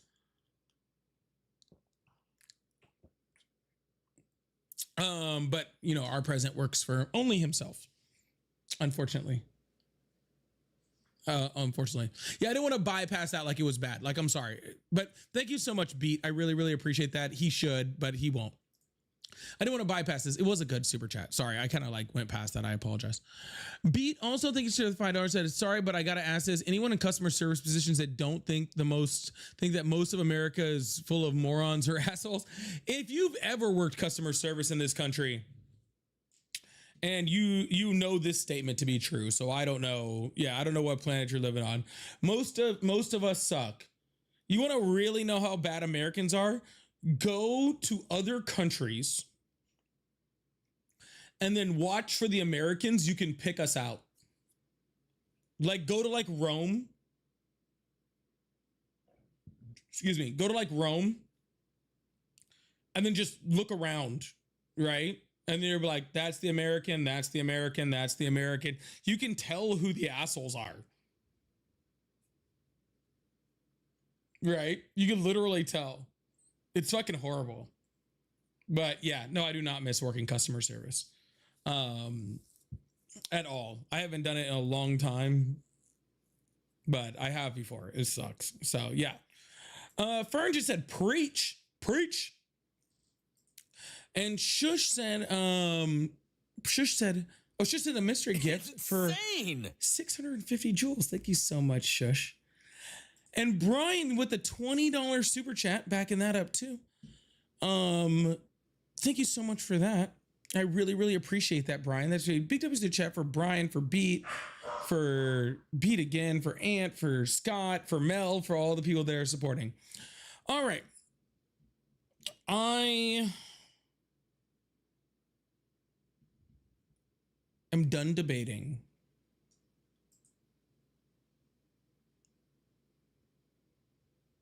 But I don't have anything else going on right now.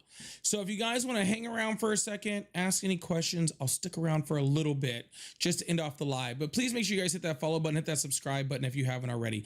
But if you guys have any questions, comments, concerns, anything you want to fucking tell me that you want to ask. Bye, Tara. Love you.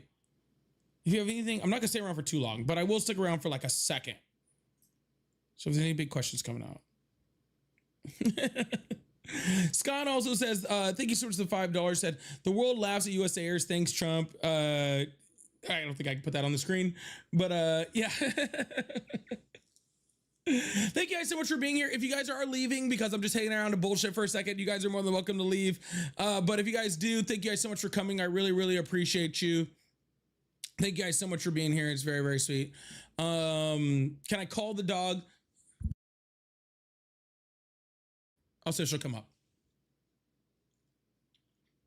I'll see if she'll come up real quick. I will bring the dog up if she comes up here.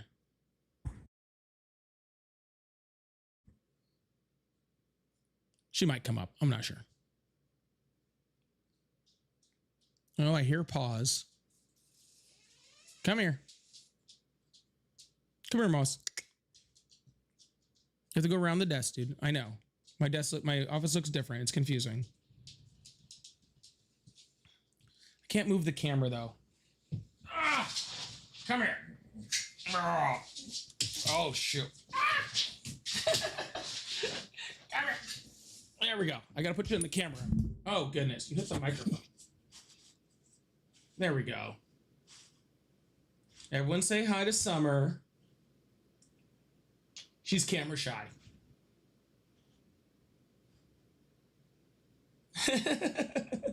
Say hi, Summer. She's like, I don't know what is going on. You picked me up. You don't ever pick me up. I'm too fat. She's like, but you're petting me. I like that. I'm so confused. I'm so confused. All right. Mwah. Bye. Ah, we're putting you down.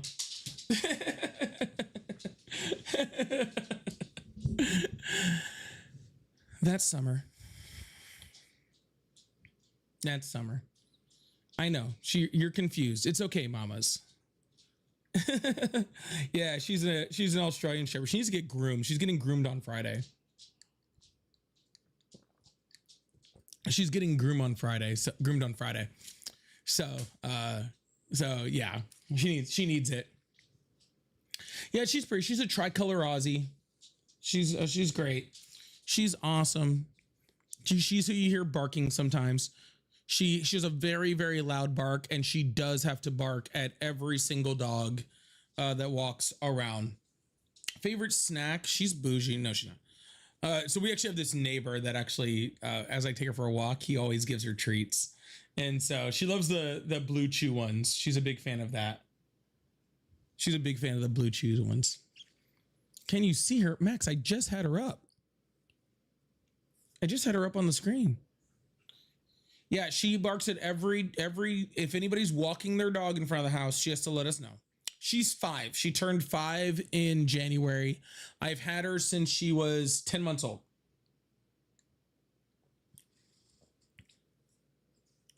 Sorry, Max, I can't pick her up again. My shoulder hurts.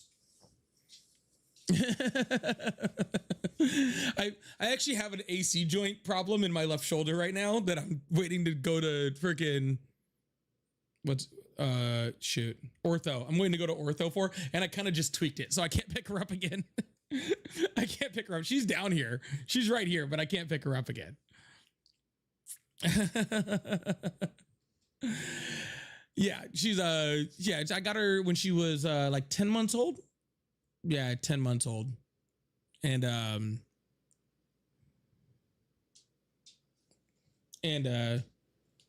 yeah, so if you ever need a sitter, I'm your man. Jen, I don't believe you live anywhere near me. That would be quite a trip. Does she herd the cat? Dude, she's really like no joke. She's like the most like submissive, chill ass dog. And Bailey, who's the male cat, he like picks on her. I have to like try to get her to like fight back. She does patrol my yard. She's really good though. I can open the front door. She won't even leave my yard as long as I'm there. A couple times I've like left my back gate open and she's ran out to the front and I'm like, oh no, she's gone. And then you just open the front door and she's just there. Yeah. Yep. She doesn't run away or nothing. I could literally walk her without a leash, you know, because of her laws and shit like that. So. Well, Jen, maybe we'll do that at some point. Yeah, Summer for president. But she does like to herd. She's definitely a herder.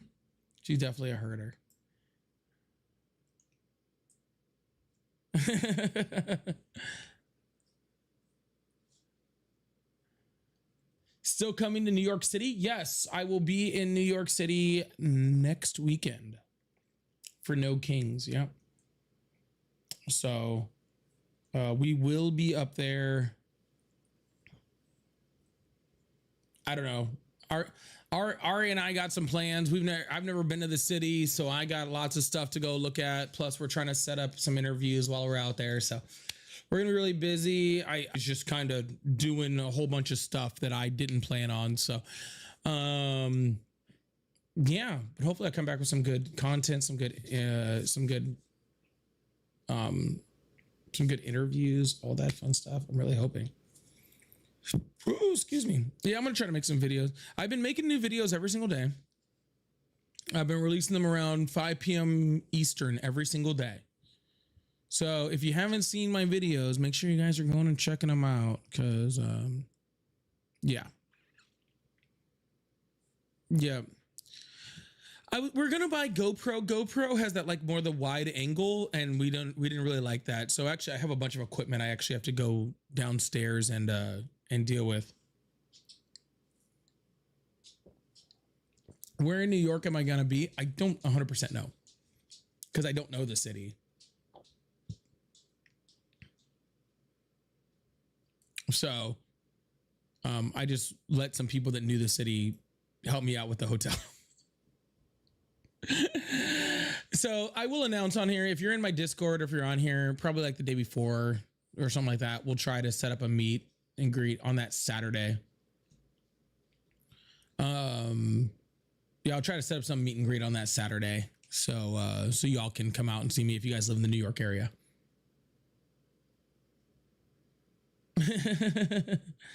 Yeah, I have videos on TikTok and YouTube Shorts. I've been releasing them every day at 5. So we've been having some fun with that. So yeah. Oh God, that really did tweak my shoulder. Yeah, I don't know. It's so funny how you can have like so many followers and your videos, like some of your videos just don't do anything. New York's the most appealing city to this Londoner. That's funny because I've actually been to London like 3-4 times now.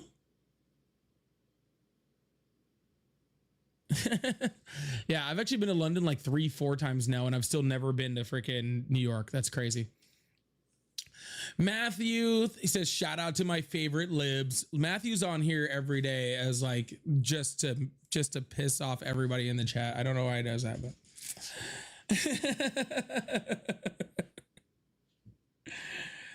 but yeah. So yeah, I'm having fun in New York. I'm actually waiting on a few emails back. I've reached out to some people. Oh my goodness, Delissa, thank you so much for the $5 over there.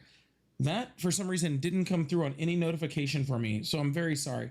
But thank you so much, Delissa. If you're still here, I really, really appreciate it. So I really apologize if I didn't see it earlier. It was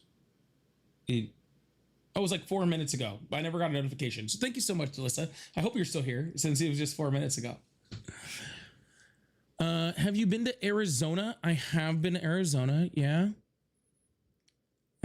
Allison, thank you so much for becoming a member over there. I really appreciate that. Yeah, I have been to Arizona. I have not been to Chicago. And I'm gonna tell you this, okay? I've not been to Chicago, but I've always been a thin crust pizza guy. And so like that is like the number one thing I'm excited about going to New York is the pizza. I'm so excited. All right. And I know that you guys are like, you know, like, oh, Chicago, like, I'm super excited about the pizza, like super excited about the New York pizza. That's what I'm going to need. I'm going to need some of you New Yorkers to like give me a list of the best pizza places. Okay. I might eat only pizza the whole time I'm there. I'm not sure.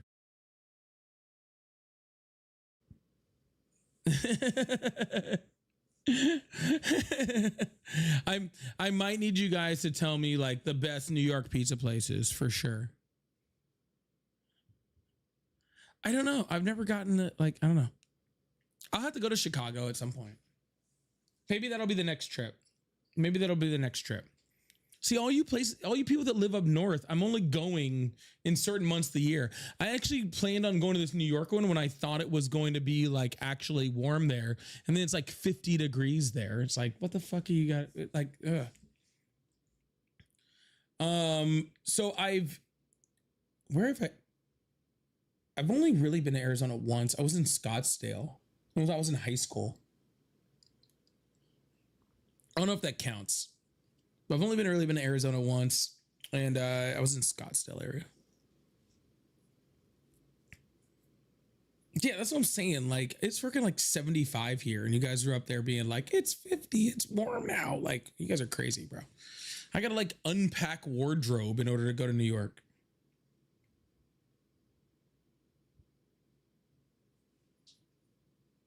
Yeah, Cali was like 90 something degrees. Yeah, my mom was telling me that. Sonny, thank you so much for becoming a member. I really appreciate that if I didn't already say that. Yeah, my mom's in SoCal and she was like, yeah, it's like 90 degrees here. I'm like, you guys are freaking nuts, man. You guys are absolutely freaking nuts. You guys are crazy. All right, y'all. Well, I just said I was not gonna stay on for longer. And honestly, I really hurt my shoulder bringing up summer. So I'm gonna go freaking ice that or something. But I will I will be back on tomorrow.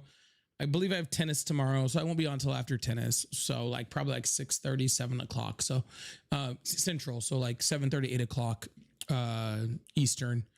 So I'll see you guys tomorrow. I'll be a little later than normal, but I'll schedule early. So hope you guys have a wonderful evening. I hope you guys enjoyed the live, and I'll see you guys later.